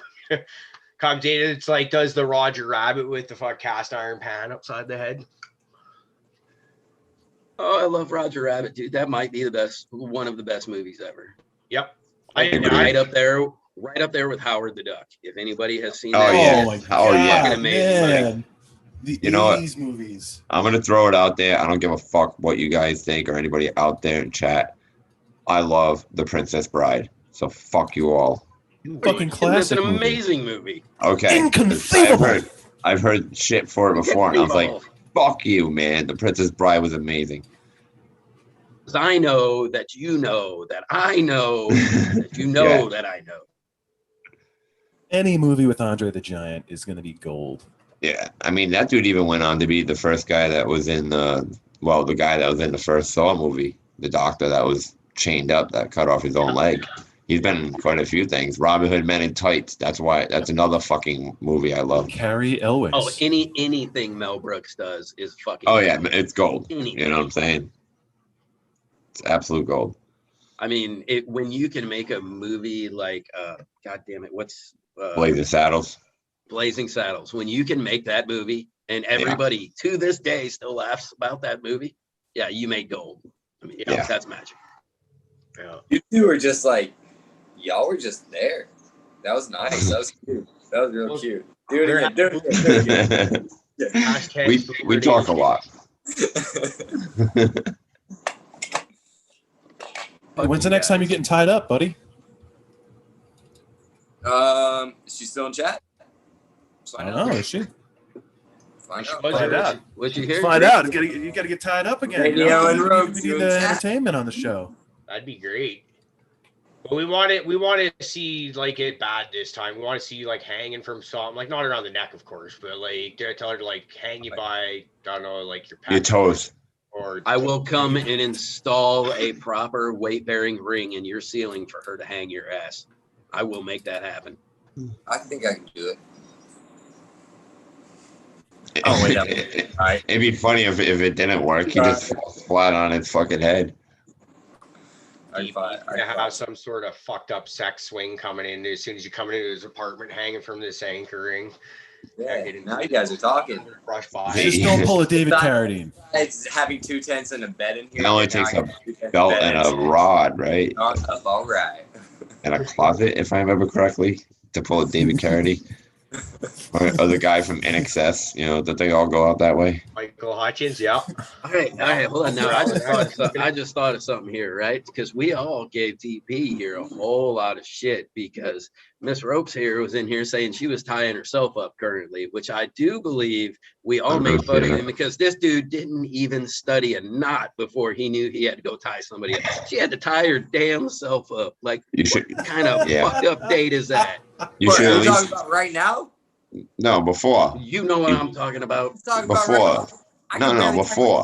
What the fuck you talking about? You should at least learn how to do a monkey fist so you could at least, smack them with it. You didn't even. This is the donkey punch knot. Donkey punch knot. Not who I was, huh? Smack. Yeah, I could have helped you out with that 2D because for knots is kind of one of those things I'm usually pretty good at. Cheers, Red. I can get my shoes tied and keep them on. That's about it. Oh, it's when I went to school to do my utility arborist apprenticeship, you got to sit there and tie 28 knots in a row. Now, why 28? I have no fucking clue because I could tell you for a fact that I've used maybe 6 of them in my career. And when you really get down to it, it's really the bow line, the running bow line, and then like maybe a clove hitch. You don't really use many knots, but for some reason you got to know all these other ones. A couple rappelling knots would be good to go too if you want to get. Hey, we're trying for you, Miss Ropes. We're trying for you. Yeah. We're trying to get him to take this shit seriously. We really are. Learn some fishing knots, man. Back when I was in school trying to learn all these knots and shit like that, I had like my kids who would have been like 5 and 7 at the time, I think. They were able to do the knots. DP, not so much. What you got to do? You should have put on like a YouTube video while you were there with her. I do have to say though, like I had to take This a is the knot Jersey course. fish hook knot.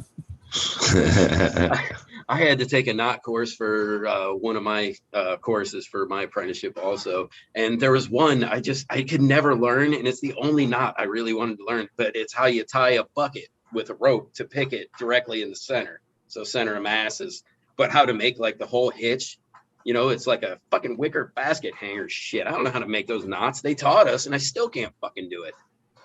But I really want that one. That one's really cool. I remember my favorite knot. It's called the bullshit bow line because you basically have your rope in your hand. You do this real cool flip and and then you have this knot. The knot's fucking absolutely useless. It's not a true bow line. You do not trust your life to this. But if you want to carry a rope on, say your belt when you're climbing the tree, it's a good rope for not for that. But you look really cool tying it. So we're sitting there in class, everybody's doing all these knots. I'm like, fuck that. I just want to do this bullshit bow line all day. I look fucking cool doing it. Whatever. Another knot we don't use. Well, you could teach him. Trust in a knot. DP needs to learn. Oh, dude, dude, I get on, dude. She started at the crotch as soon as she saw you whip that bullshit bow line out. I guarantee it. The best is in that situation, I wouldn't be tying knots either. I'd be watching the YouTube video. But hey, I would have prepared first, though. Oh man, somebody's in some sexy ass lingerie holding ropes and shit. The last thing you're really thinking about is that fucking rope at that time. Can we just like undo this knot and just? Yeah, all you're thinking about is how do I untie this fucker? That's it. And then you're thinking, oh, where did I put that fucking knife? Like I'll be honest, man. I'm gonna be like, I got some duct tape. You ain't going nowhere. Without trying to pin her up that long. Jeez, dude. Damn. No, right. Just because that dungeon we were talking about earlier. Yeah, it's right. Organic grow. Oh man. Hey, keep that's on not coming. fair. Keep on coming. Y'all keep it coming. I'm just kidding. Yeah, let's divert this train back to making fun of DP. Hold on. Yeah. Right, leave profit alone. Hey, no. You can't sidetrack us like that. We weren't even making fun of Profit. We were making fun of me, you jackass. No, Yeah, we were talking about his rape so dungeon. you weren't the one listening. We were talking about his rape dungeon. Now you want us to go back to you getting like tied up and not being able to tie up? Yeah, you said he's Yeah. done. It's okay, man. I told you I would have to do the research too. I would have failed. I don't think my fishing knots would have worked. I feel like if you were actually trying to tie a person up, yeah, a fishing knot would be kind of a pain in the ass. It's the only knots I know. I'm just gonna use chains and bicycle lock. But like halfway through the fishing knot, aren't they going to look at you and be like get real worried? Like, why are you tying a noose? Because it looks a lot like a noose. It does. The one I'm thinking about, though. Chains, duct tape, roofies, Bear traps. She did say duct tape was an option. So I mean, we're working here. I will send you a roll of duct tape. It'll be a free waxing at least by the end of it. Yeah, look, yeah, it's positive. And some people like the smell of duct tape. So I mean, it's a twofer. I hear Canadians love that shit. I'm surprised one of our Canadian panelists wasn't like, hey, duct tape, eh? Dude, Fluffy comes up with it. It's a really good smell, huh? The smell of it, okay. But we orgasm over that shit up here. I watch Red Green. I know what you're all about. You know, for the longest time, I'm going to sound really dumb, but when I was a kid, for the longest time, I thought it was duck tape, not duct tape. Me too. Yep. I think everybody did. I think it's just a normal part of growing up. Well, I mean, it was obviously so wrong they actually branded it or duct tape that's at some true. point. That's now there's actually a duct tape. There is a duct tape that you use for metal ducks. You know what I'm saying? Like every time I think we know it's called duct tape. Yeah, that's the thing, and like that's what I thought of. I mean, I thought they called it. But we're talking about duct tape. And on that note, Death Bell. I like that. I like where your head's at, Driz. Look, I was wanting to say dab for a couple of minutes, but I'm like, I don't want to jump in the conversation and ruin it because we're having so much fun making fun of like DP. Yo, you could always interrupt us to smoke.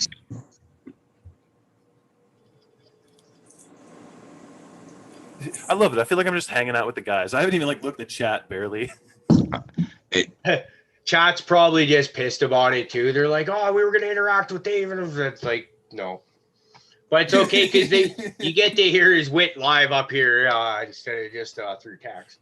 So it's you get my charm up close. Isn't that kind of what we do with everything? We just really make it all about ourselves. Yeah. We're just like, fuck this.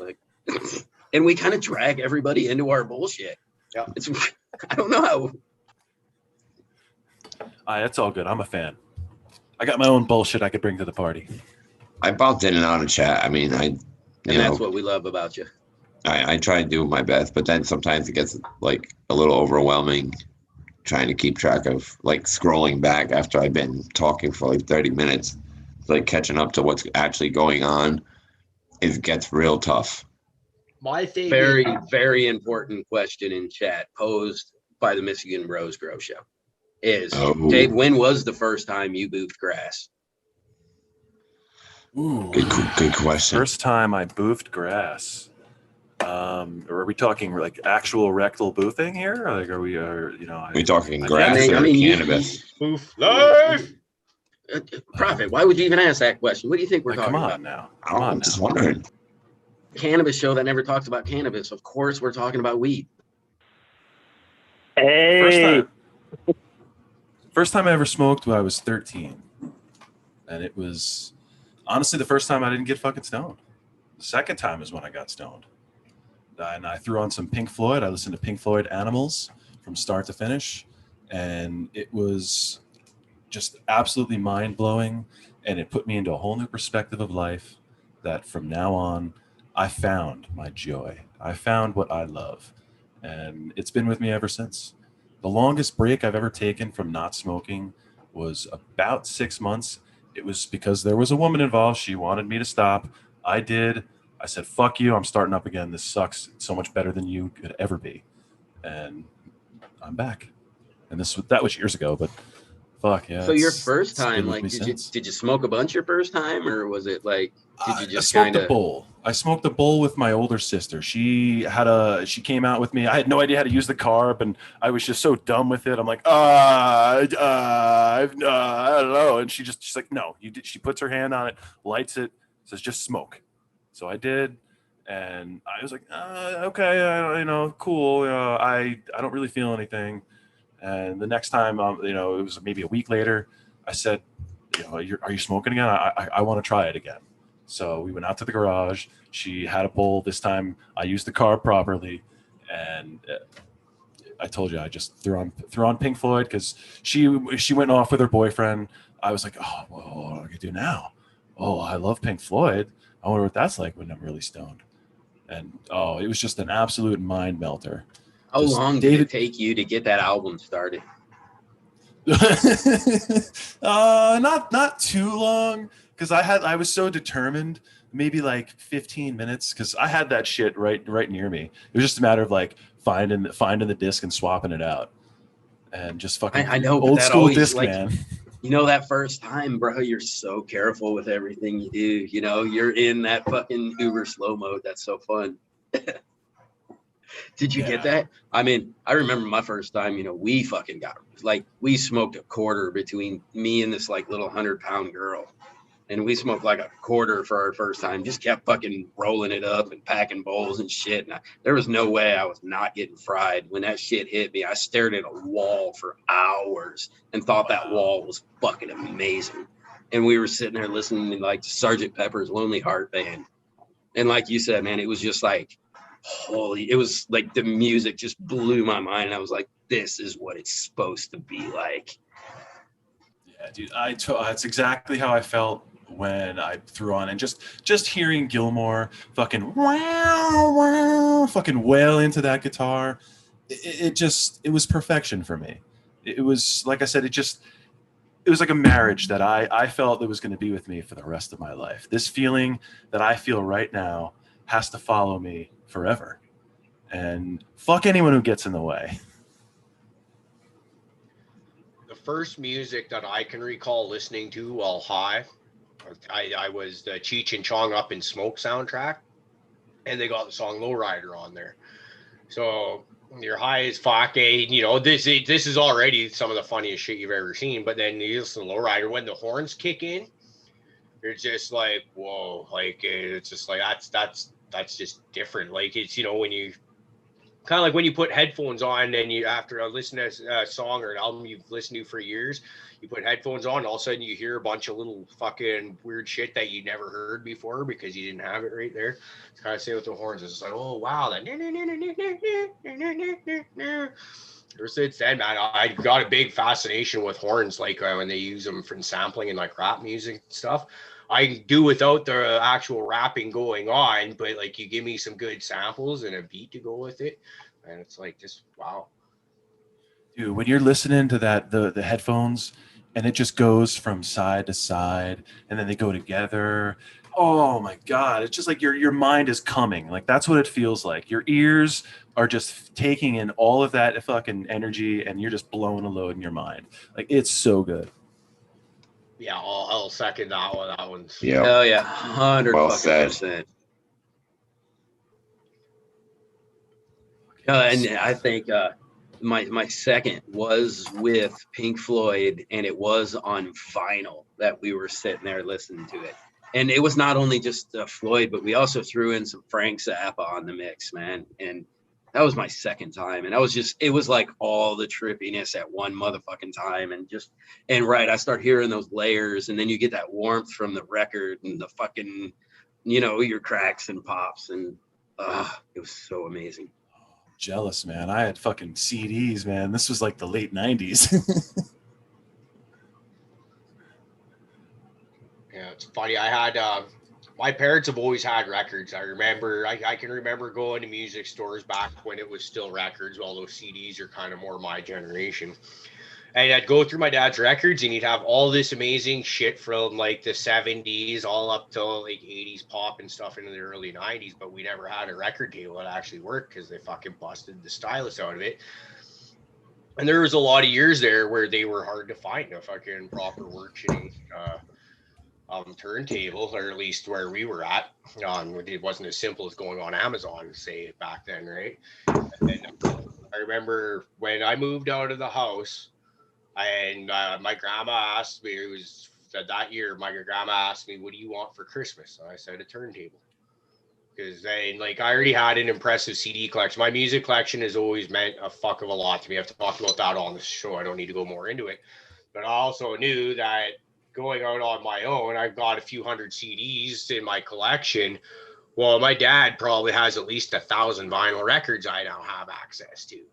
So we take that. Once again, this is before telephones where you can put your fucking playlist on your phone and go, right?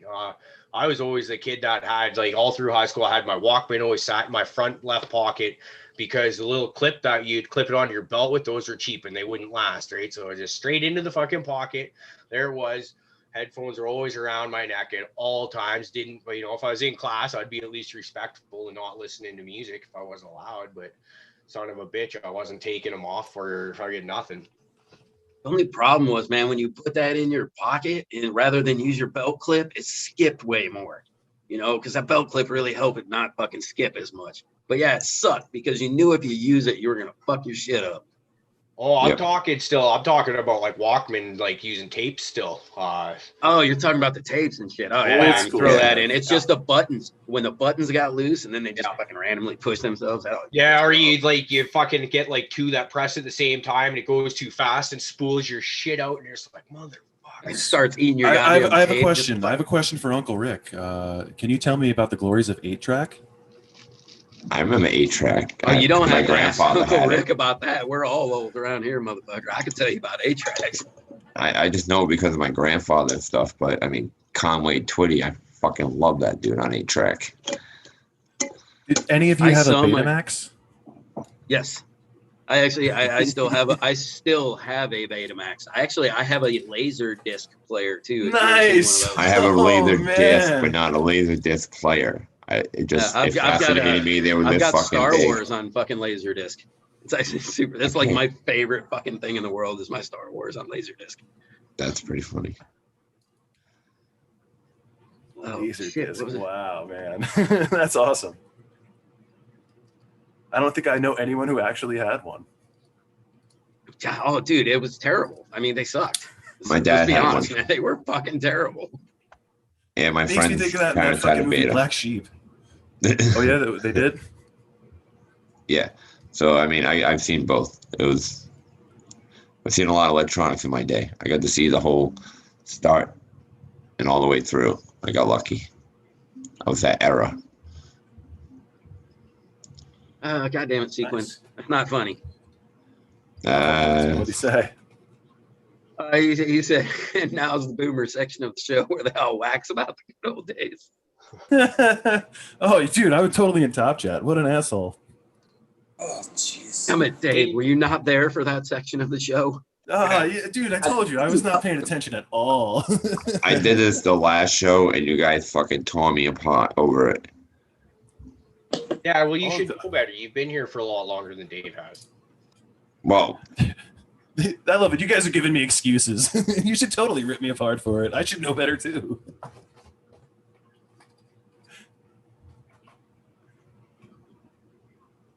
Mostly we just look for excuses to shit on Profit. Now, is that something you got like handed down from your mother, Prophet? Do you like getting shit on because she did? Ooh, that's a very good question. I'm gonna have to bring that one up. We'll have to find out. Uncle Rick. Hereditary. Yeah, actually, as someone who's experienced the pleasures. Could you reach over and smack her ass and ask her? Can you break it down for him, Dash? Willing? Was there any Shades of videos, South Park style? She's like Cartman's mom, your mom. Dude, this is awesome. German you see the Scheiße voice for videos. Cartman's mom too?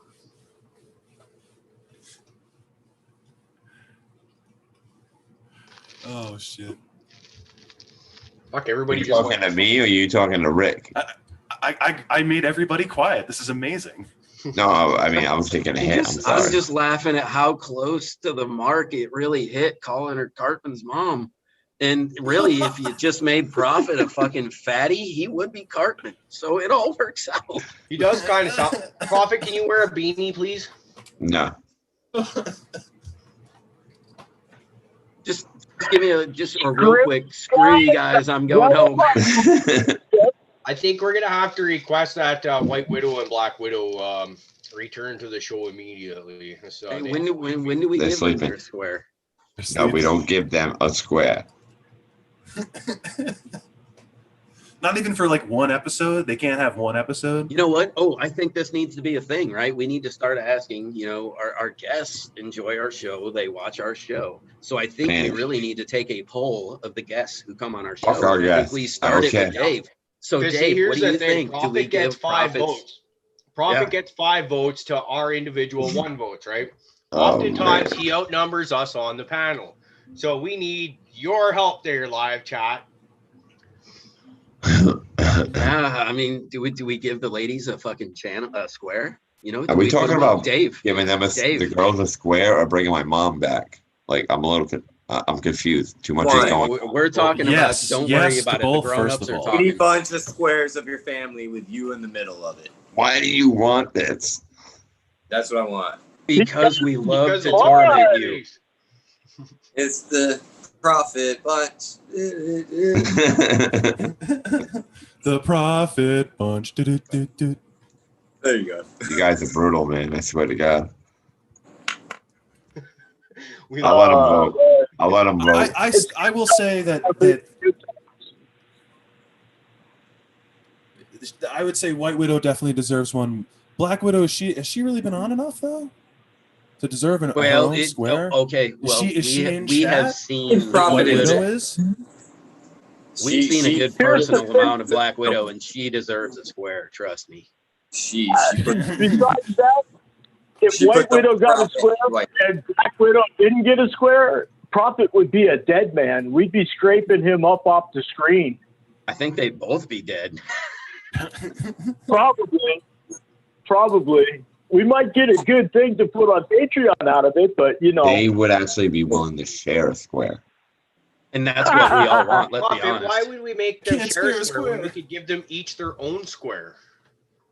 With remastered or something. No. I got to control the circus a little bit here. They can have it. They can share a square. They can Not stay if the we fuck out of not if we mine. have anything to say about it.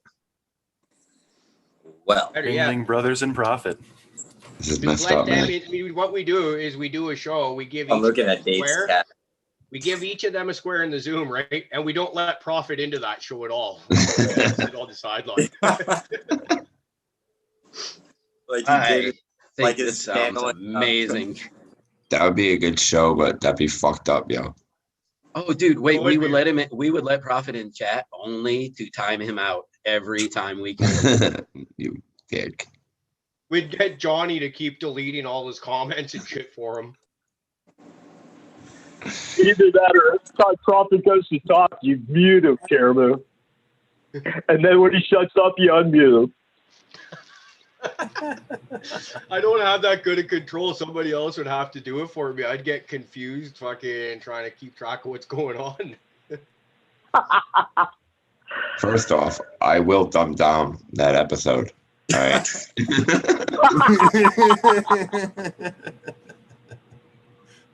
It And hasn't second even off- happened yet. It's already butthurt. I will throw it a tantrum unlike the world has ever seen. Okay.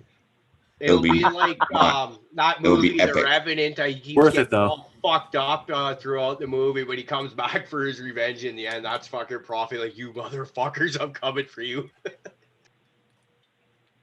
I will get across that river.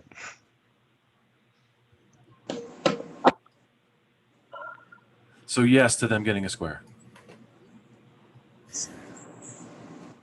He's so upset. It's okay, Bubs. It's okay. I wasn't even paying attention to the chat. Was it pretty a resounding yes on that? Yeah. Has to be. It's over with. What do you mean it has to be? I think we should actually have a tally up here. No, I mean, that's just like a waste of resources. I mean, I'm not just going to bend over. If it's been agreed upon, then I guess I'll bend over. But, yeah, no. It's got to be a vote. Well, there's 6 of us on here, and we all voted yes, and you get 5 votes, so that makes it 5. So 6-5, we win. They get their own square. Fuck. What, is there like electoral college or something? Well, yeah, that's his vote counted for 5. Damn.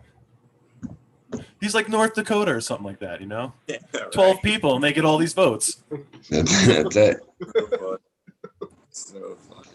Like, I try to get people to explain it to me, and every time they do, I'm like, wait, I just still don't get it. Like, if there's 5 people and 4 people voted for the person, I think the person won.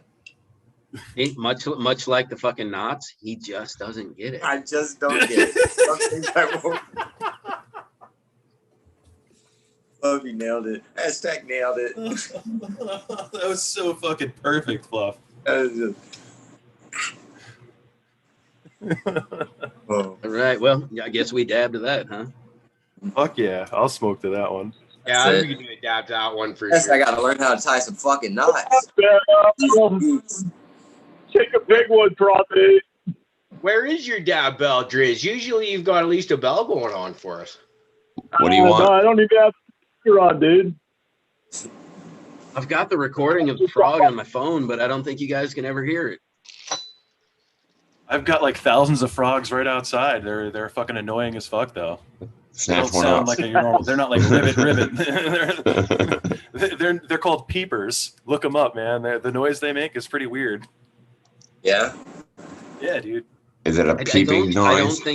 I think you got to be careful when you just type in peepers and then hit search. I don't think that's something you just throw out. Type in frog. Window. Frog shows up first off. He's the second. Second. That's creeper. All right, not peeper. Big difference. Creeping peeper? No, just one. Dude, I think that'd be a cool name for a strain. Creeping peeper. Oh fuck! Trademark that shit. I got it. One that creeps up on you, man. I imagine Yima fucking Haas probably already got that one in the barrel to go up beside Stranger Danger. What was the other one we were gonna throw out there? Like, this one in Boy another good one to go in. We need an Uncle Bad Touch. Oh man, you might be right. I think we have to give that one right to you, motherfucking. It's perfect. Uncle Bad Touch. Uncle Bad Touch. That's pretty good too. Honestly, they're all fucking gems. Oh jeez. That made me LOL. It's that time for me. I got to go to work tomorrow, so I got to take off. You guys have a great rest of the show, man. Thanks for stopping by, Dave. We really appreciate it. Hey, man. Thanks for coming. Thanks for having me. All right, Driz, we love you, brother. Have a great night, Driz. Hey, Dave, are you a fan of the fungal variety? It's been a long time since I had shrooms. Long time. I would try them again because the shrooms I had, honestly, I think somebody was just passing them off, being like, "Hey, man, I got a deal for you. Here's $30 for this, fucking bag of shrooms." And it was a lot, but they looked shitty.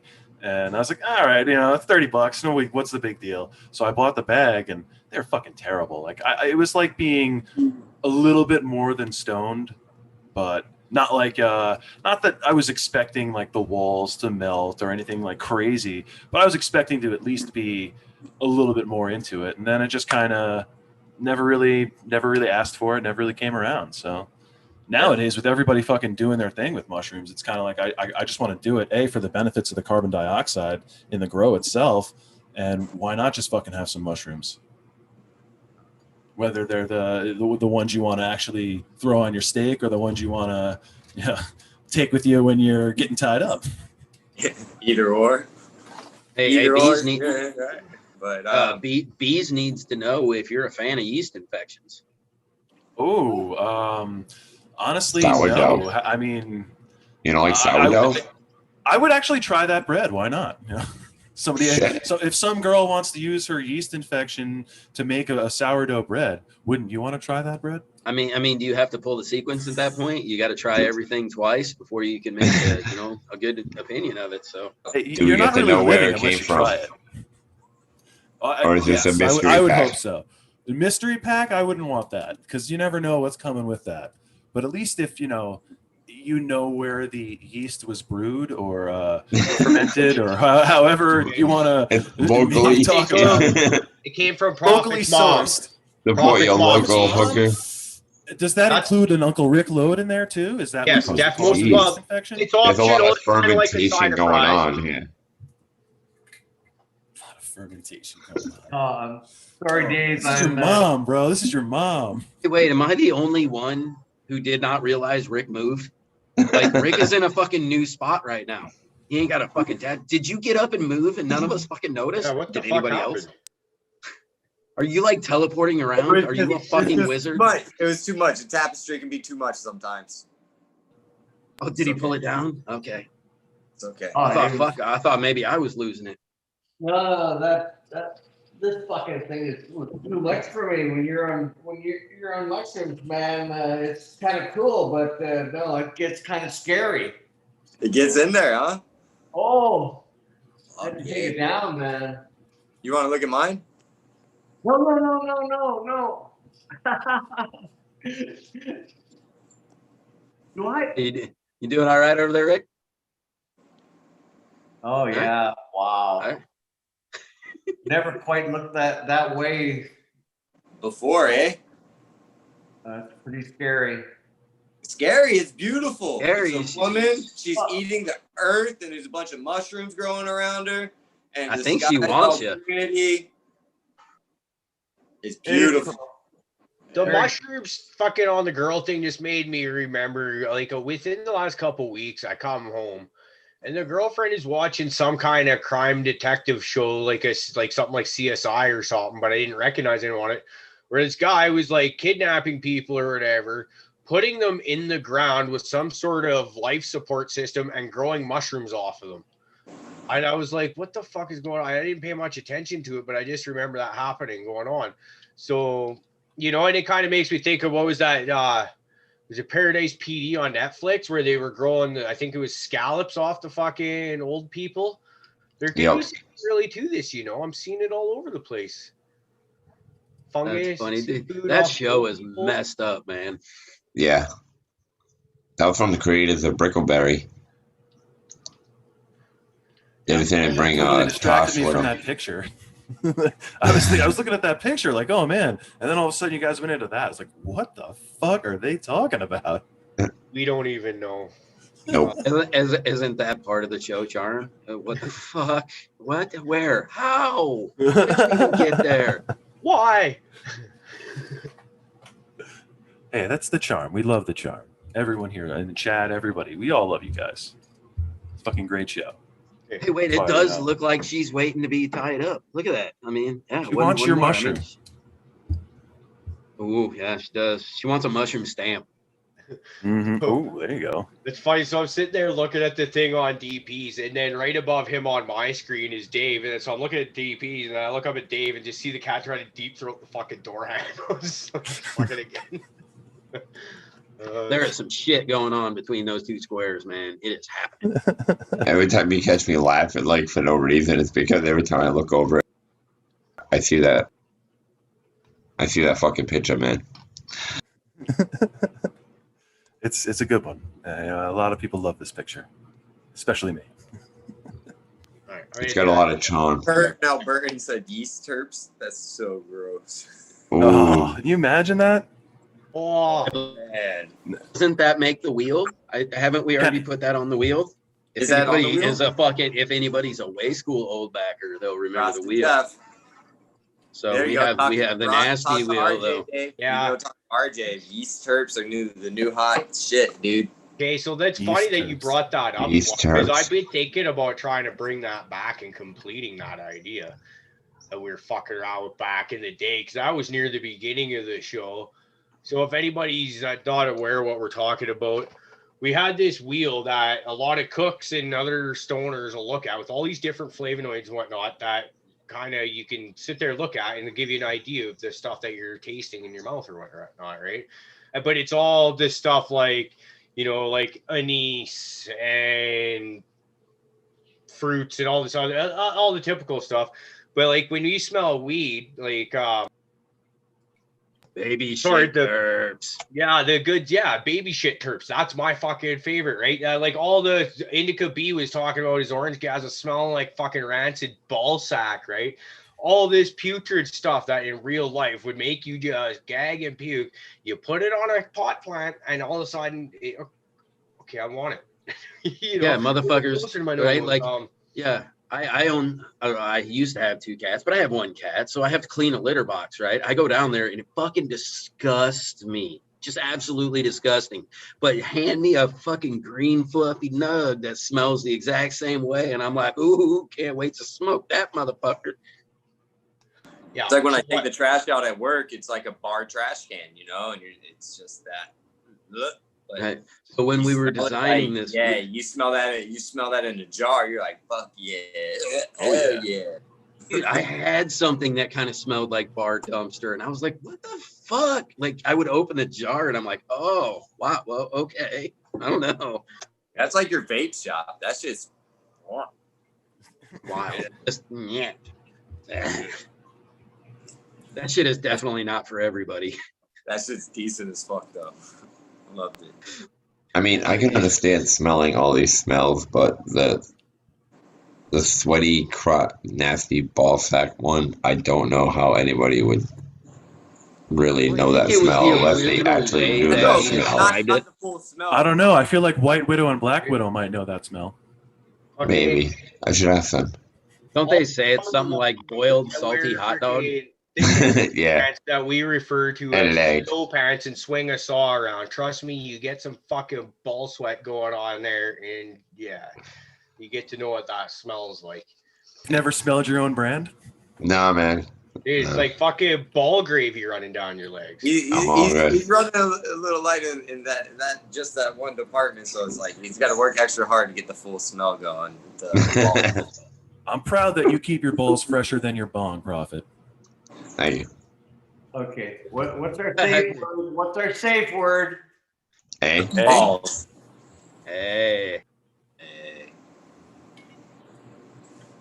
But no, I think the big thing about it is, though, like what really shocked everybody about the sweaty ball, because we all knew that was coming, but it came from Indica, who up to that point had never even, like, I don't think he ever said a cuss word. He was the nicest person you ever said. And then he goes into a vulgar description about how, you know, when you do it, you take your hand and you just get all up in there. And I mean, he was like acting, and he comes out with that. We were all just like, oh, okay. Indica gonna be like that tonight. So then we got the sweaty ball sack terms.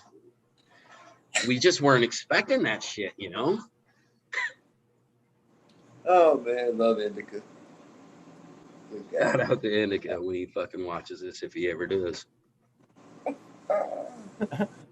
said he's gonna try and make it. He got busy today though. Smoke one for Indica. I just had a fucking thought there because I didn't get to do the last dab because I was busy talking. I get really high and I forget what the fuck's going on around me. So there's still dab sitting there. I just finished eating this up. So Indica B, brother. I can't even fucking talk straight. That's how fucking high. Indica B, brother. This dab's for you, my man. Love you. Jeez. I do feel like there's a very good point brought up in chat, man. This is an interview with Dave. Any topic that comes up, how are you going to be surprised? And no, I wouldn't actually try that sourdough bread. Seriously. Come on, guys. You should know that. Oh, no. Hey, come on. Don't break the facade, buddy. Don't break the facade. Just roll with it, man. It's an illusion.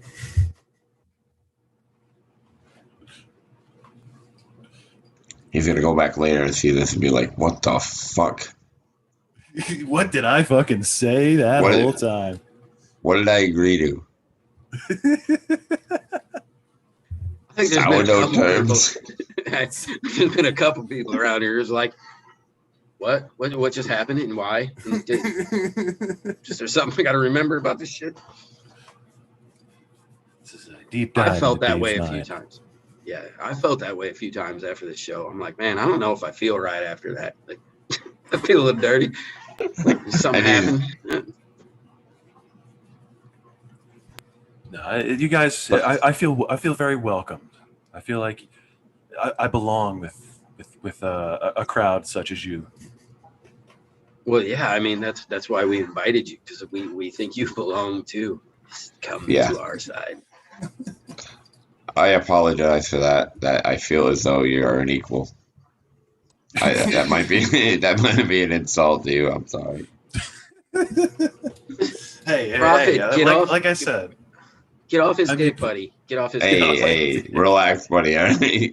Mister, I shove my tongue up everybody's ass.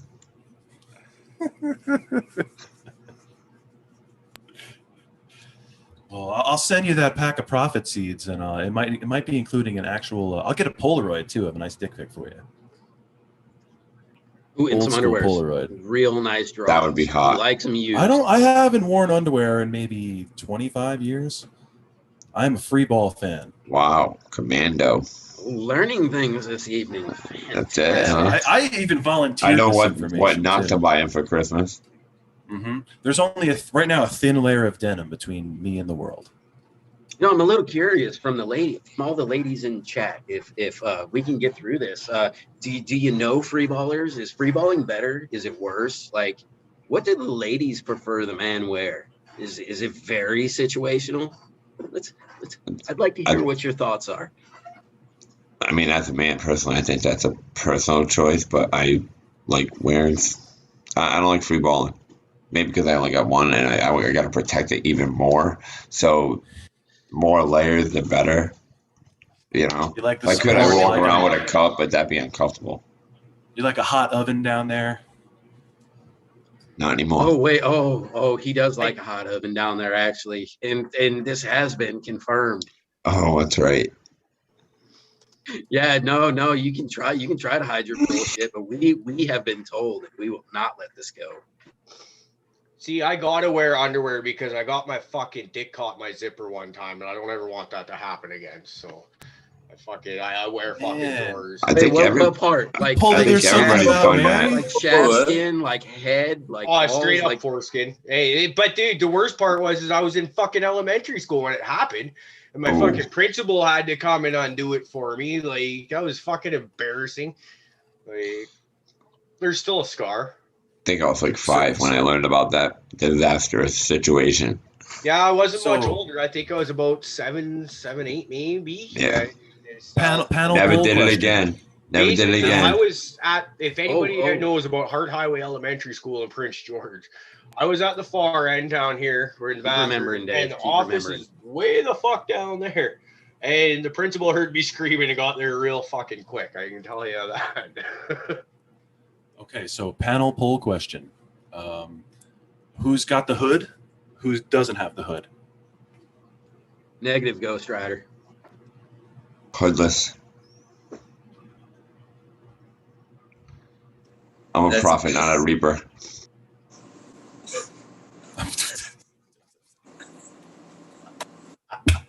That was fucking gold, man.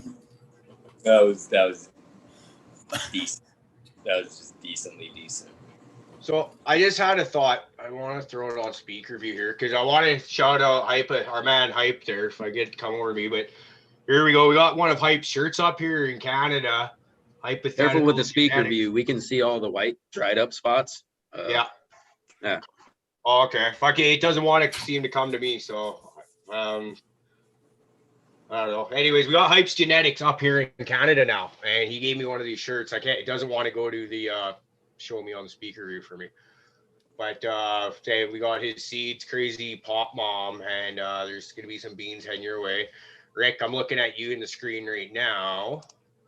You got some beans going your way. So if anybody wants to try Hype's autoflowers up here in Canada, get a hold of them and make arrangements to have them sent out to you. And actually, Hype's Hash and Got is what I've been vaping on all night. Fuck, it's good. God damn, it's good. I just popped 3 of his Hash and Gots and 3 of his Canicos today because I will not be defeated. Oh, I love the chat. I love the chat excuses. I'm gonna do it outside of hempy pots this time, so I won't. Yeah, we'll see what happens. So. You gonna try it without the hempy pot this time? See if you don't shock it or something. Yeah, I got 2. I've got 2 of each in the solo cups, and I'll transplant those, and then I got 1 sitting in, or I got 2 sitting in 2 gallons. So, see how it works. I'll see what happens with them. I haven't decided. I think maybe my next run or so, or the next time I buy from him, I think I'm gonna try just doing them in solo cups or 1 gallons. I think I might be able to get about the same as I am in like the 3-gallon pot with it, and so it might just be a little easier. And I've noticed that with his, man, they've been so easy to take care of that shit, I think I've watered the motherfucker like 6 times maybe, and the whole time it's been alive, and that thing prays every day. Oh I feel like I've done nothing to it, and it fucking looks gorgeous. It smells amazing. It really does. Yeah, absolutely. All hell. I mean, that thing is just caked. Every fan leaf is getting it. I mean, it's just crazy. And pretty. Yeah, cheers to fucking Hype, man. Yeah. Bringing some good I got shit. a Canico. It's going about this big. So let's see what happens. It's about the size of mine. You get there, man. Hey, it just started and it's moving pretty strong, so I'm pretty happy about it. And speaking of Hype, I think we could probably segue into another project we've got in the pipe coming down. We've got a breeders panel we're gonna work on here, putting out with some pretty significant guests. It's just a matter of trying to get everybody lined up. But this is we're gonna have Hype. We're gonna have Old School Chronics gonna be on there. Sounds like we're gonna be able to get Jinx Proof to join us on there.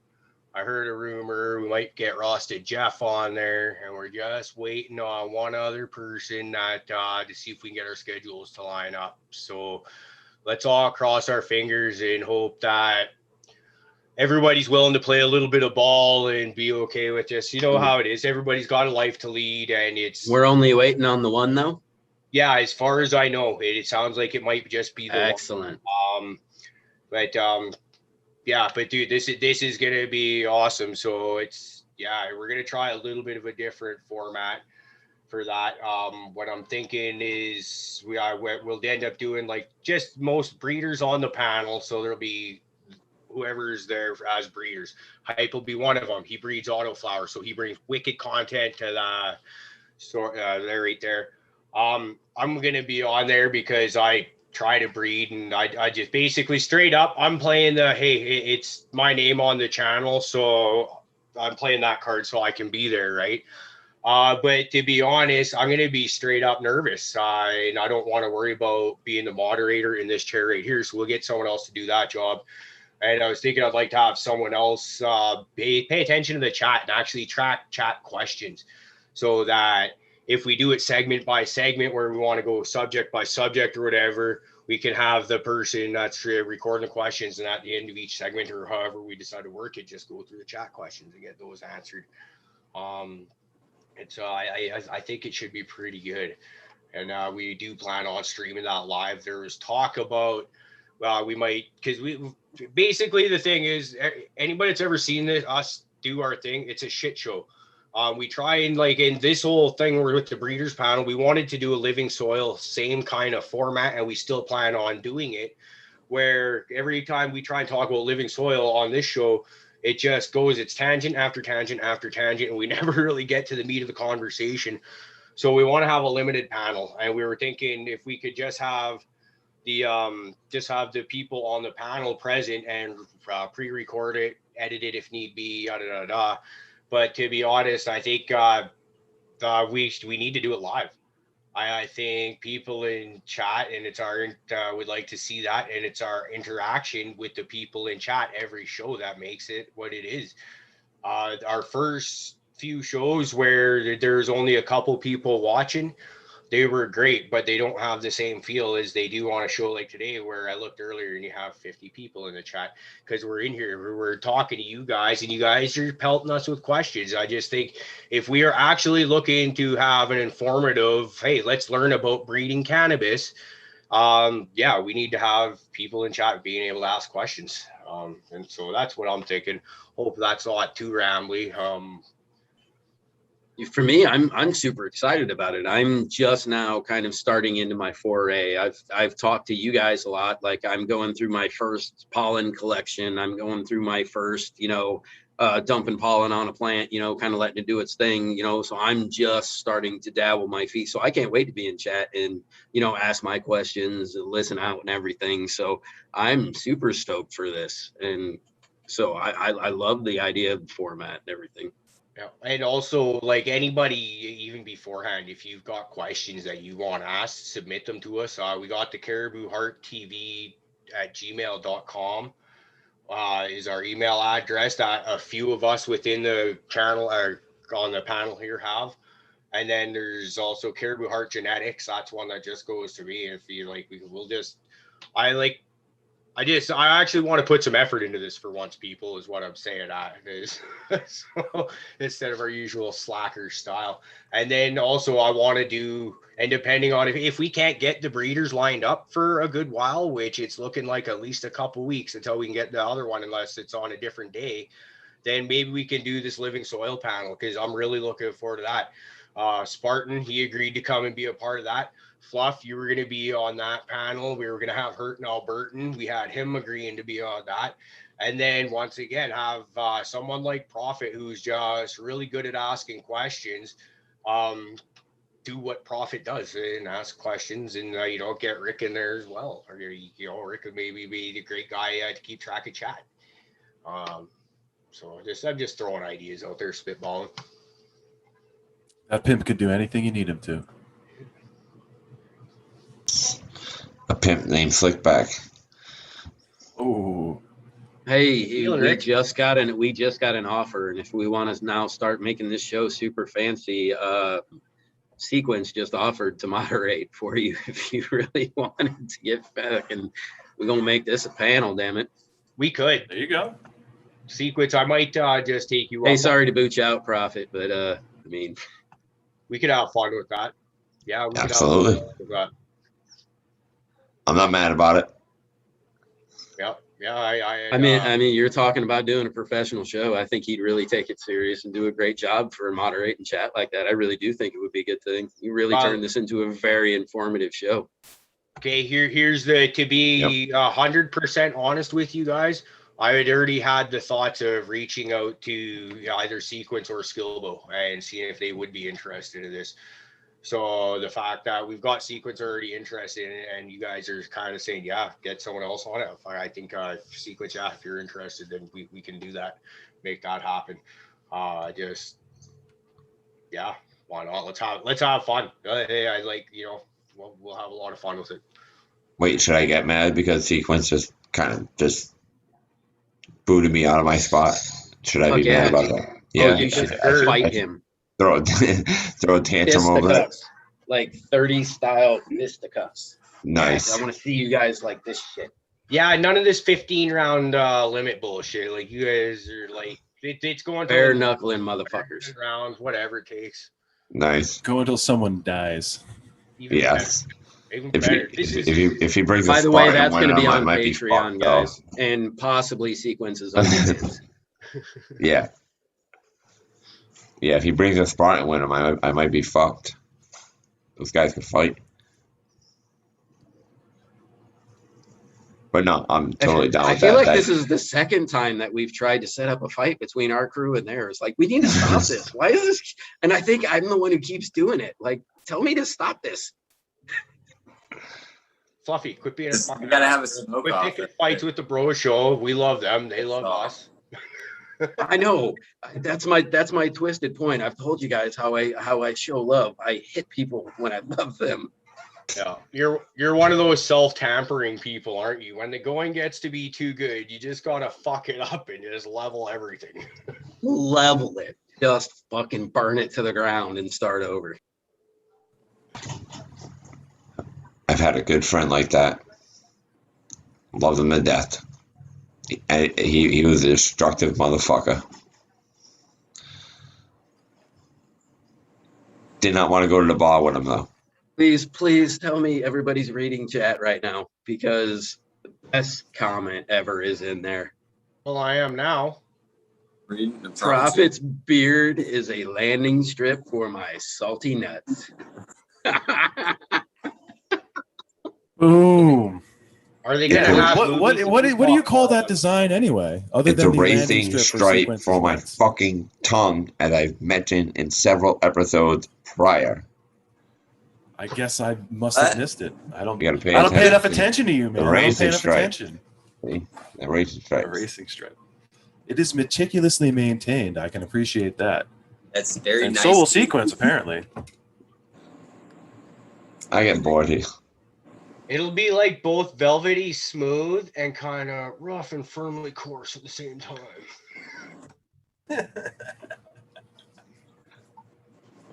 It's like a loofah. It's like a Cadillac. There's just something magical about the ride. It's like everybody wants to put a bare ass in the seat of a Cadillac. You know what I'm saying? That's Prophet's face. Mushroom stamp. Hey, sequence. Prophet just cleared a spot on his face for you, right there for you, buddy. Just hop right on. That's it. You guys are brutal. I don't know what to do with you. And just like that, sequence isn't wanting to moderate anymore. He's like, fuck you guys. Well, they liked us for all of a fucking week or two. That was a good run. That was a good run right there. Yeah. Thanks for everything while it lasted. I blame you all. All right. We tried. I didn't do anything. We fucked it up. Now, I'm not the only motherfucker who, when shit's going too good, burns it to the ground. I think that's how we all met. I do burn. I do. Burning everything, and we ran to the same spot. Everything was on fire around us. We're all like, nobody else likes us. Will you talk to me? Will you be my friend? Hi guys. I like week 2. As long as we don't hang out every day in the real world, the real world is safe. I'm about to do my last dab of Caribou's genetic. Oh. I heard that dude's got sloppy genetics. Heard that too. They ain't shit. Don't get those. Hey. Hey? Hey, I was gonna say, man. I mean, you shouldn't short sell yourself as a breeder, man. I mean, you did purpose behind what you did, and you tried, and you found out what you did. So, I mean, you're well on your way to fucking being a breeder, and this panel is gonna be wonderful for you. So that's one of the reasons actually why I want to have somebody else moderate it. A lot of the times on this show, I honestly, I cannot pay attention to what's being said on here and what's being said in the chat or any of that. So if I want to actually absorb everything that's being said and take it seriously and try and learn some stuff, like, let's face it, if that lineup that I just listed off, man, we've got some pretty legendary names in there. It's just like, wow, like this is the kind of where I would think everybody that's watching and interested should be like, wow, like let's take note of this. So it's like I said, it's just better off for me to not be in that chair.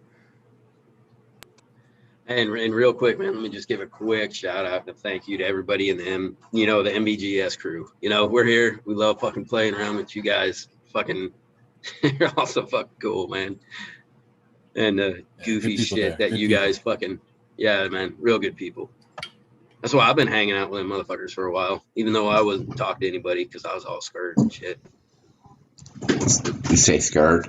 Oh, yeah. Well, there was a hot minute, like the fucking Michigan chat, man. That was some like serious fucking growing knowledge was getting fucking just dropped daily, just minutely. I mean, it was like super serious shit. And I was like, Oh, I don't know. I'm just gonna observe. I'm gonna learn. I'm gonna like. I don't feel like I should say anything. Like, so there's a lot of motherfuckers in their chat make me feel stupid.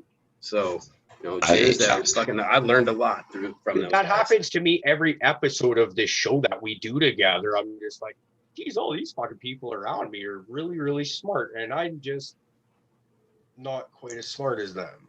Dude, they're so inviting and like down to earth. It doesn't even matter.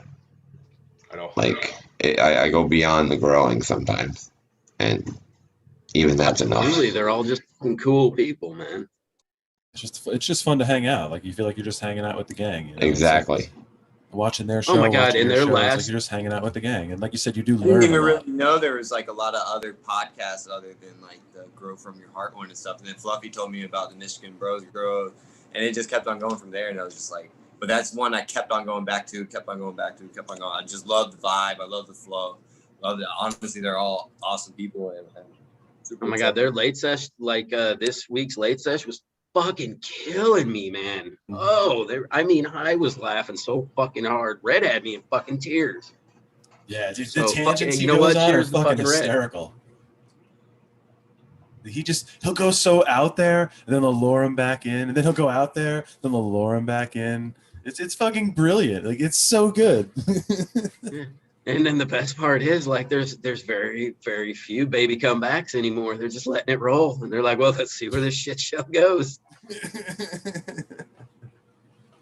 And it's a wonderful shit show, Red. I don't mean that in a bad way.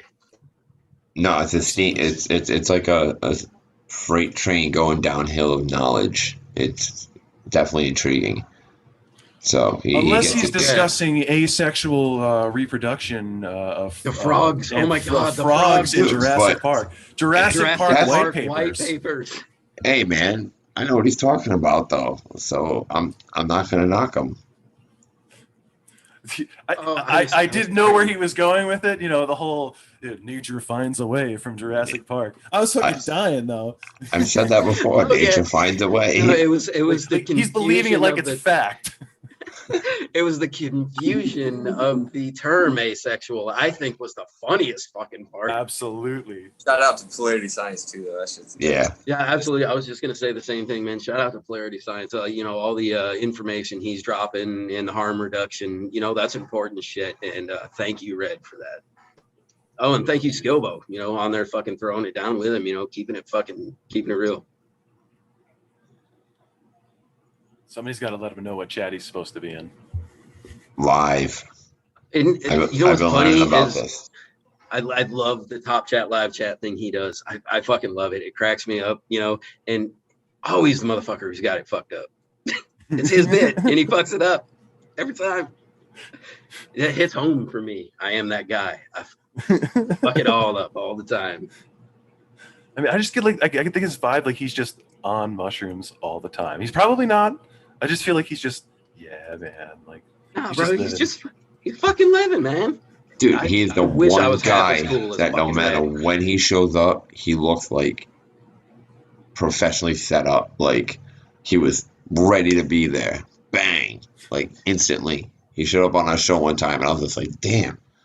Like it's like he's prepared, man. It's amazing. Well, he's half prepared. You always got to get the red leather, yellow leather, check. No, come on now. He's half prepared. But he's got to he comes in with all his great talking points, but none of the technical things ready.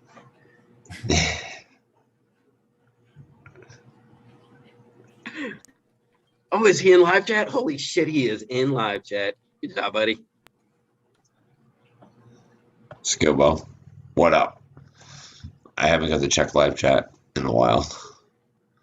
Shout out to everybody. Sorry about that. Feel free to thumbs down because I suck. Go ahead. Hurton's asking the real questions, buddy. What does Dave do? What does Dave do? That's a good question, man. Anything and everything of your dreams and fantasies and nightmares. I knew it. I knew that's exactly what I was going to say. Wow. Gotta be. That's what I say when I pack this piece. It's because I'm going to smoke to that. You know what? That actually may have been my favorite comment too. So frogs can have sex with themselves and reproduce. Yeah, that was a great show, though. Laying in bed, half asleep, like, oh, that was great. I needed to go to bed so bad, and I couldn't. I had to fucking stay up. Hashtag Jurassic Park white papers. That is right. I will always, from now on, drop the Jurassic Park white papers. Fuck, it's the truth, bro. It's the truth. Hey, So do you people remember? live their life by those papers, though. So, like, you know. Do you remember the Jurassic Jawbreaker that came out during the first movie? It was like a fucking 15-layered jawbreaker this big that had like a hard caramel center.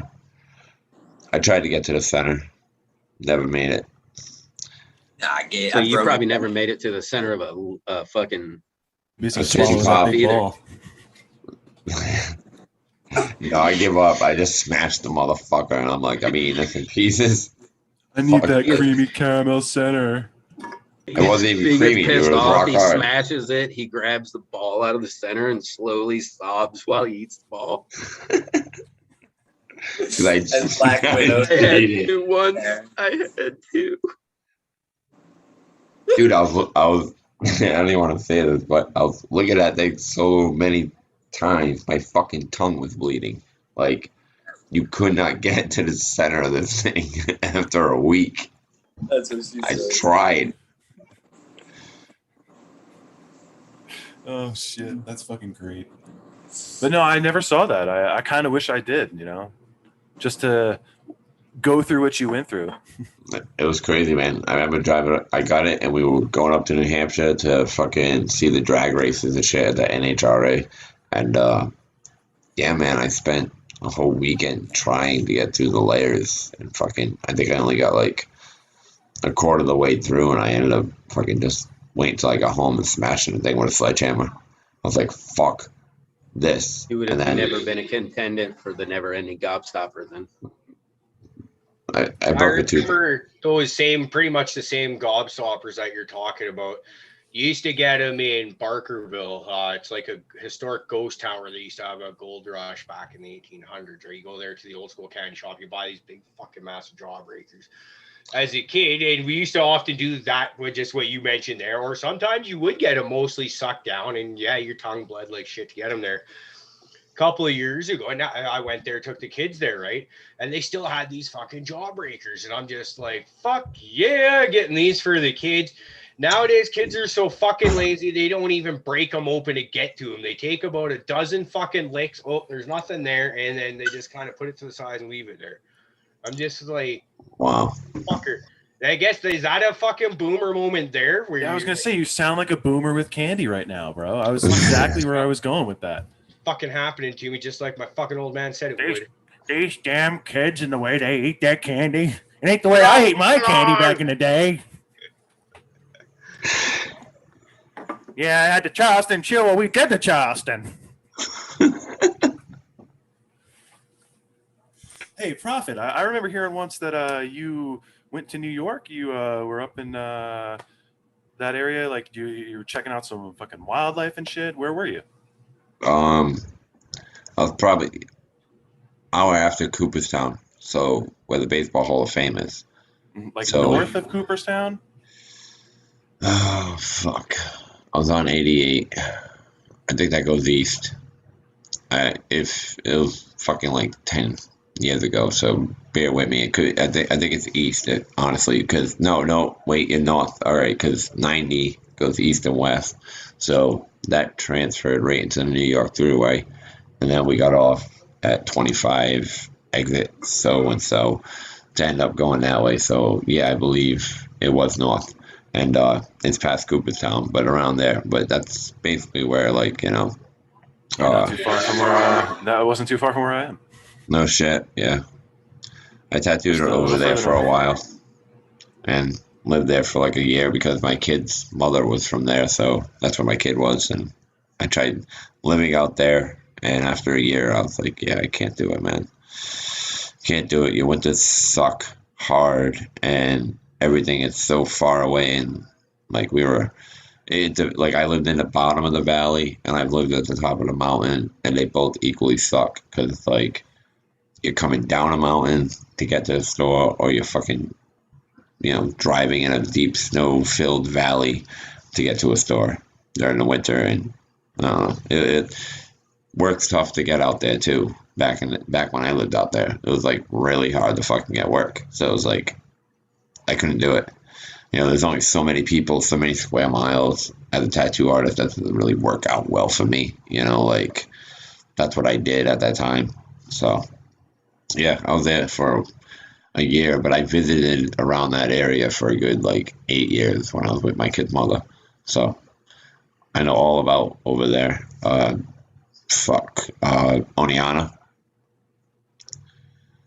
Yeah, I'm a little bit north and east of there. I'm like literally in the mountains.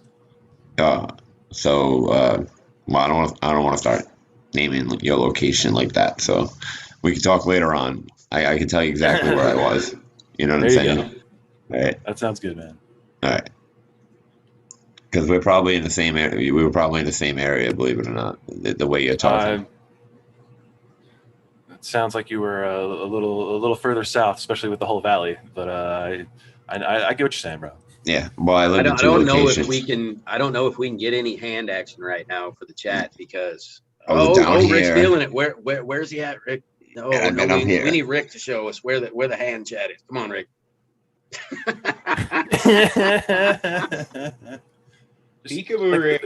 The dead middle of the hand. How about that?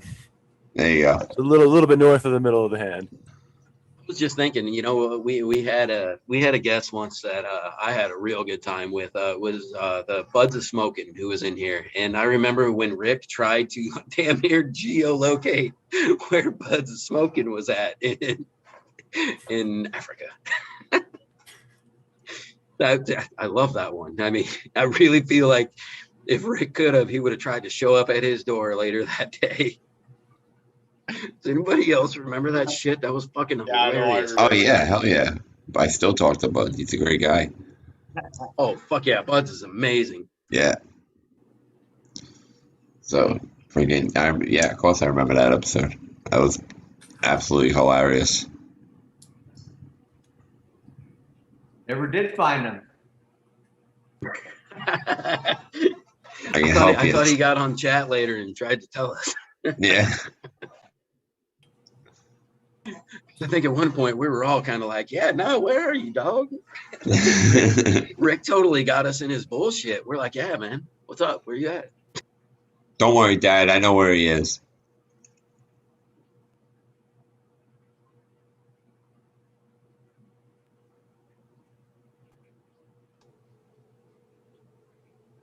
This is like you're trying to read the chat there, then all of a sudden everything gets quiet, and I'm just like, oh shit, get back. Get back. I saw a comment from Spartan that just had me fucking rolling. There's been so many tonight. Oh, chat's been on fire tonight, man. I mean, shout out to everybody out there, boy. They've been fucking killing. Is White Widow woke now? I think I see that. You gonna come fucking hang out for a little bit? Square time?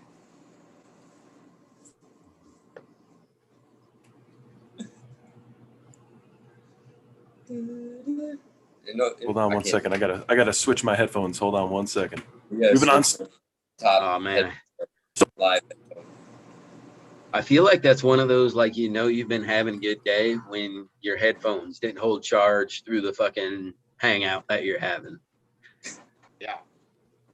I actually had to buy some that had a much longer battery life so I keep up with you fuckers, because I was having such a good time, before I was like, headphones are dead, it's time to go to bed. And I was like, I always felt like I was fucking missing out. So I had to buy new ones. I even got wired ones that I might start carrying with me. My boss said I need to get some work. He's tired of me walking around on the phone. Yeah. I remember back when you were have like your headphones would die, and it was typically towards around the end when we would do those shows, and it would be about like right at the 2 hour mark. Right at the 2 hour mark.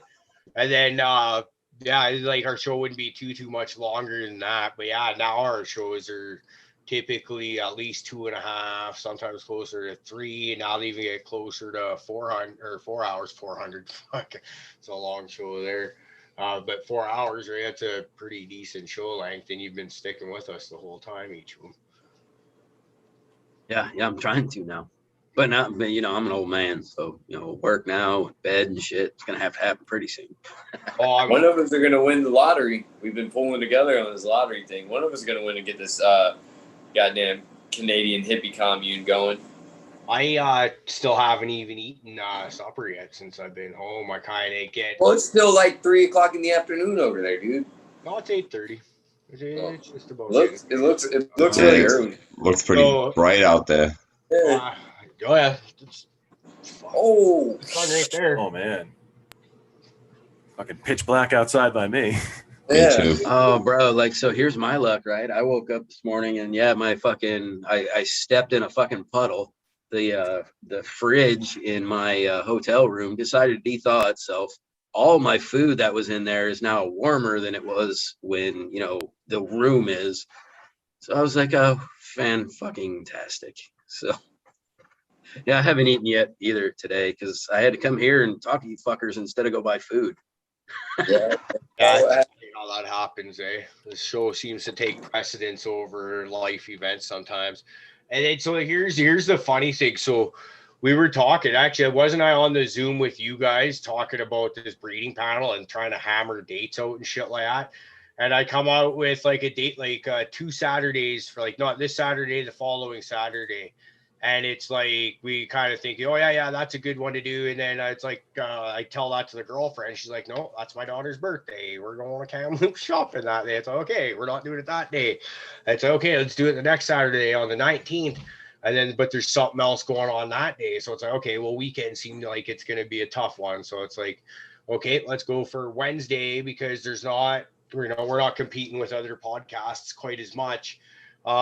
So let's, it seems like a good day where people are free and okay, it sounds like most of the people are able to get to the panel for that, except for the one. And it's, yeah. Oh, DP's all wide-eyed there, had me distracted. So I'll reach out for.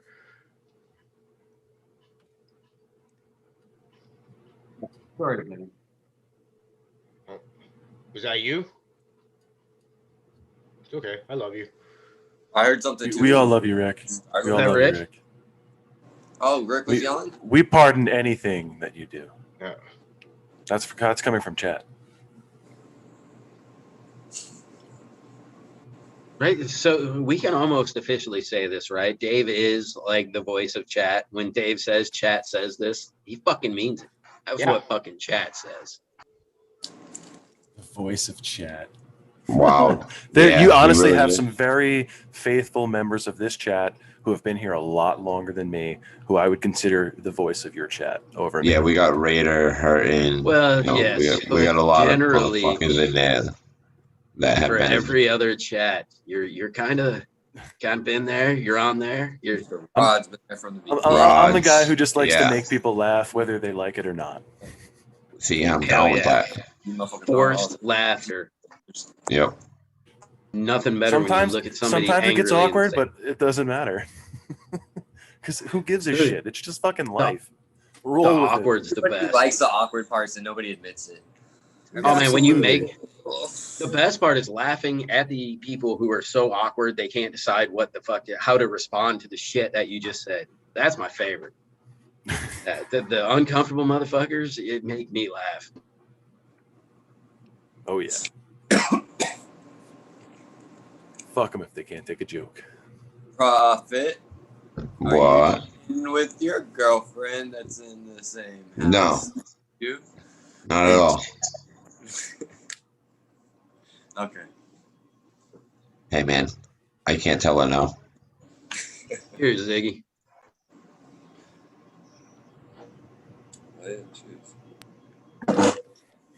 I don't know what's going on again. I just kind of looked down. I'm so lost. You gotta pay attention to the chat, man. There's shit going on in there. Everything's quiet again.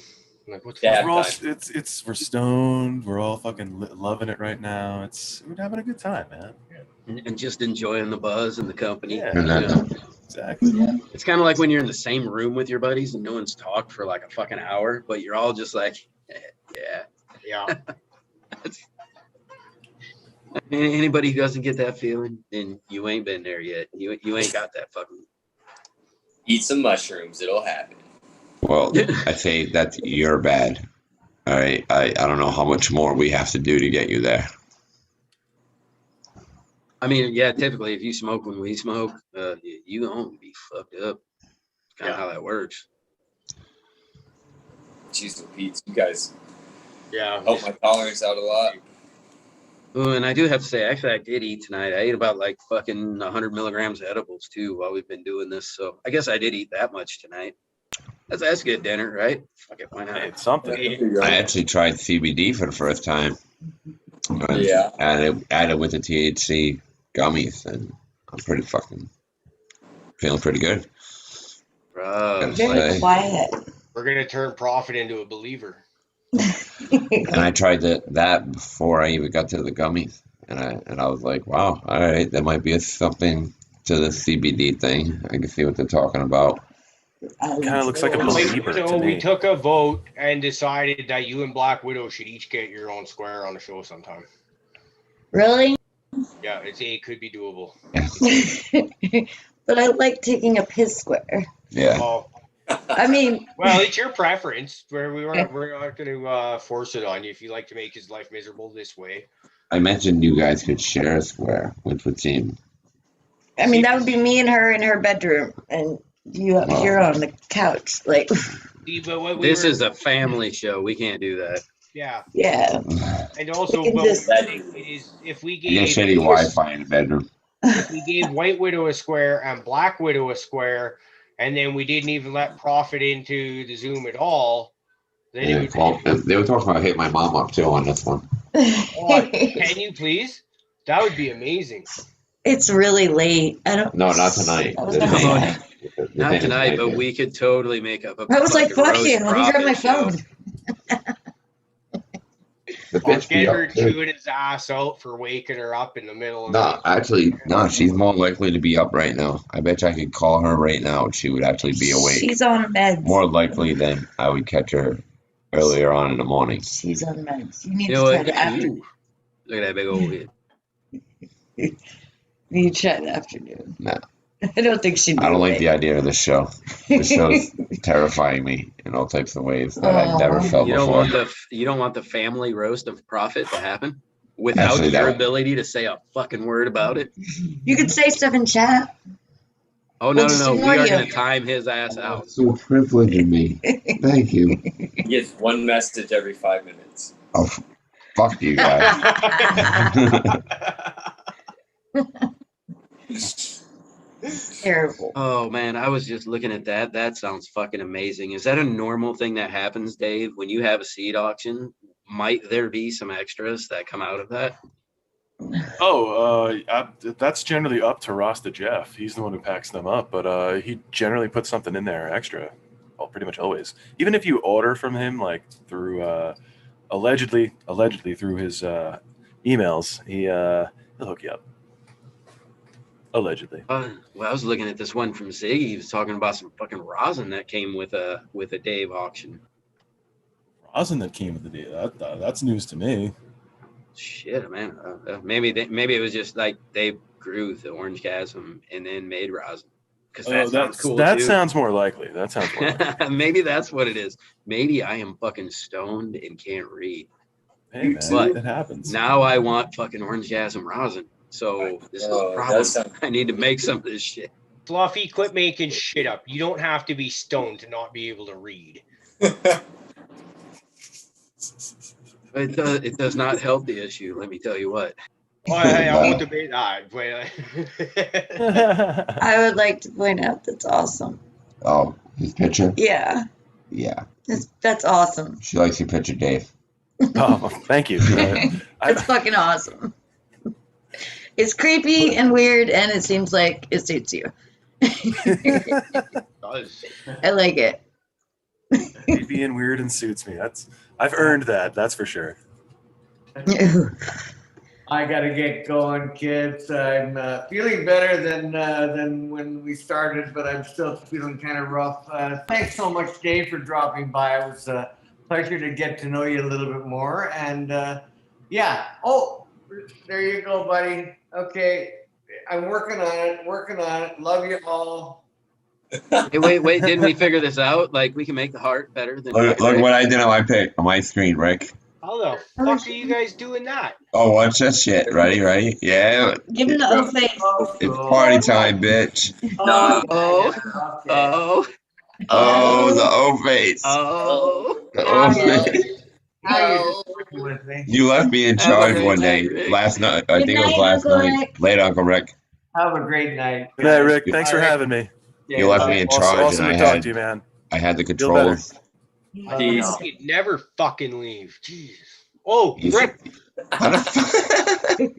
You let him back in.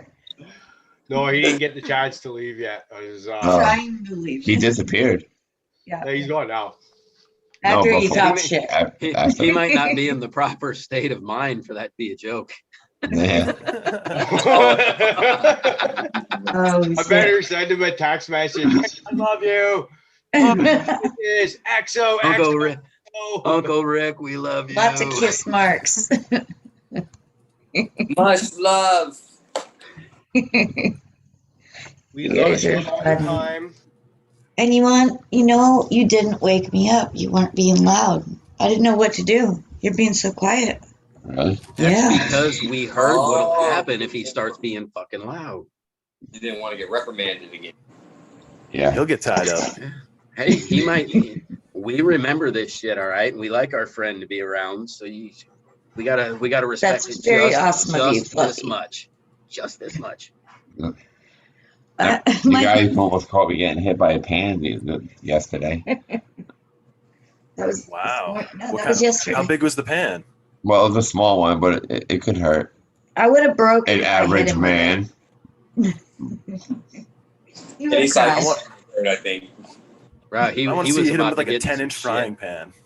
Walk. It was about a 10. It was about a 10-inch frying pan. We have some really decent sized ones. We got some scary pans. Man. Although an 8-inch cast iron would be real nice because you can get a good swing with that son of a bitch. Fuck yeah. Real damage. Yeah, and it's not. Jeez. Right, it wouldn't Perfectly in my hand. Hey, they Knocked even that make racing these, like, stripe right little- off his face. You know, they even make those little like cookie fucking cast iron ones where you could like bitch slap somebody with fucking cast iron. Oh my god, I- it comes with like the making one cookie thing, like for Christmas. Yeah, or you can get those folding ones for that you can Like take to this the campfire for like doing eggs in. Now I that don't thing's like any not of like this. the end of a fucking pendulum like a golf club. Now we're talking fun. Listen, I'm You gonna really have get to look fucking for action that. with I'm gonna have to look for one of those. Yeah. You're so quiet. You guys suck. We love you. Yeah. To You're death. my favorite. You're the co-host, right? You get all the good perks. You get to be the guy that does it when I can't. That's amazing. Prophet's like, oh, so this is what comes with that? Give it up. Fluff, it's your turn, brother. Time to bring your whole fam on. Hey, did you ever smoke that insert-filled thing you rolled before? What was that thing called again? A king palm. And I figured it out. I got the Figured paper it out, man. I got the- You took the insert out after you already rolled it. and they're the instructions. I can't believe you guys did not let us fucking continue on the roll with that. We would have totally got him to fire that up. In there. You would have. He was gonna smoke that. It was fucking It's epic. got a code on it. Dude, that was inside. Look. Let me see. Why couldn't you figure this out? Well, you know, I we figured had that a lot out. of edibles before we started. Does and bag of then gummies have anything to do with it? it's Hey, do you got- remember in the beginning of the show when I said What this is it? excuse was going to pop up? Bam. See, it looks like that. Okay. I didn't realize I had to pull that out. So you just rolled it. He's not used No, to I pulling just- out. Is that how know you how have to your do first it. kid? Baby. He didn't know how to do it because he couldn't figure out how to unpack the instructions. He didn't know how to pull it out, yeah. Yeah, he's not a Aw, fan you of pulling out should- anything. So Yeah, he can't. He doesn't pull out. So he was like, well, No, what do you do no, with he it? is Obviously, it very good stays at in. pulling out. That's a lie. that's a lie. Good boy. We've gone to the source, so We've had a more in-depth conversation, I think. Oh, he got quite in depth, and we're not allowed to talk about this. Abort. Hey. It's for his good. Hey. Hey. You guys remember those, was it the Budweiser commercials where they're like, what's up? Everybody starts doing that. And that, I think of you guys go, hey, hey. Bro, no. You don't do that. You don't disrespect the A, all right? No. You just throw it down as a little bit of a, sometimes you get excited and you're like, hey. But no. Can I like, use hey. that? Is that like the new word? Like the Only on Discord. Oh, I can't use it. It's a safety word on Discord. I can't use it as a safety word. I don't know who decided it was a safety word. It started out He as did. us just making fun of It's a fucking good hurting. reset. It's a good reset, and it's a good way to agree. So it's kind of just a safe word, like if you gotta like reset us off onto a different course of our conversation without being A dick. big dicks. We were like, hey, okay, let's change the conversation. No, you That's guys what have entire conversations. That's just A. Yeah, but I mean, there's like 8 of us and 9 of us agreeing upon said A, like. There'll be multiple people there, but it'll be like the same 2 or 3 people doing it over and over again. Just like, I know, it's like whales talking in the ocean or something, except like Dory from Finding Nemo. That sounds like Prophet. Totally would be him. Yeah. Oh, shit. Hey, Caribou, I think Stoney said something in chat about he got word about Wednesday, the 23rd of June at 5 or something will work. I don't know. I didn't realize I was muted there. Yeah, he just shot me a text. So, okay, we'll see if that works. Wednesday the 23rd. Ms. Jill has just said she's the other breeder that we were talking about on the panel that we haven't named yet. She can do it Wednesday, June 23rd. So let's cross your fingers. It sounded like Jinx Proof is probably good to go regardless of when we do it. So cross fingers on that.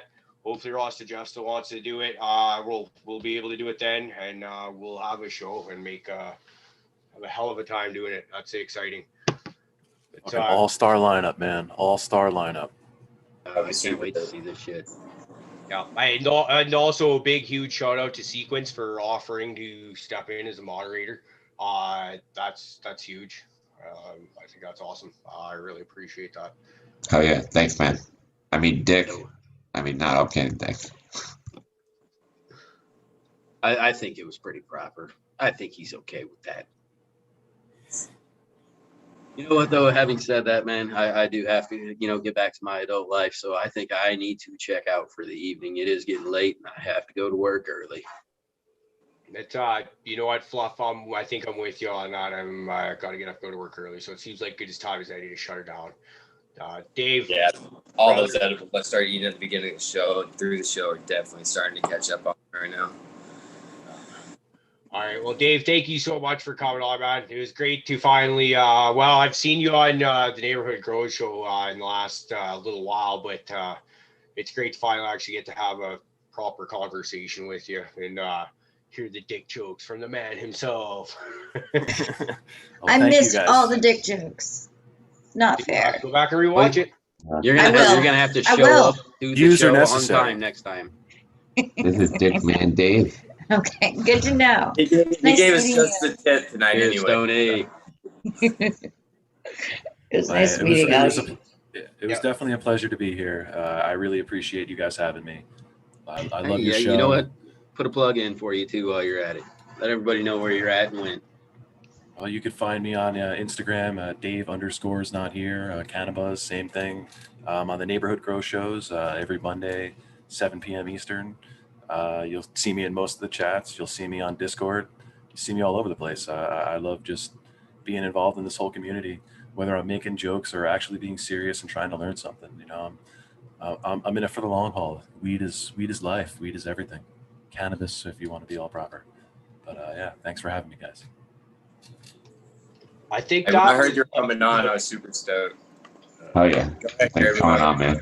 I was just gonna say, I think that was the best closing statement we've had from a guest yet. That was really a lot more eloquent than the usual fucking dick and fart jokes that we get.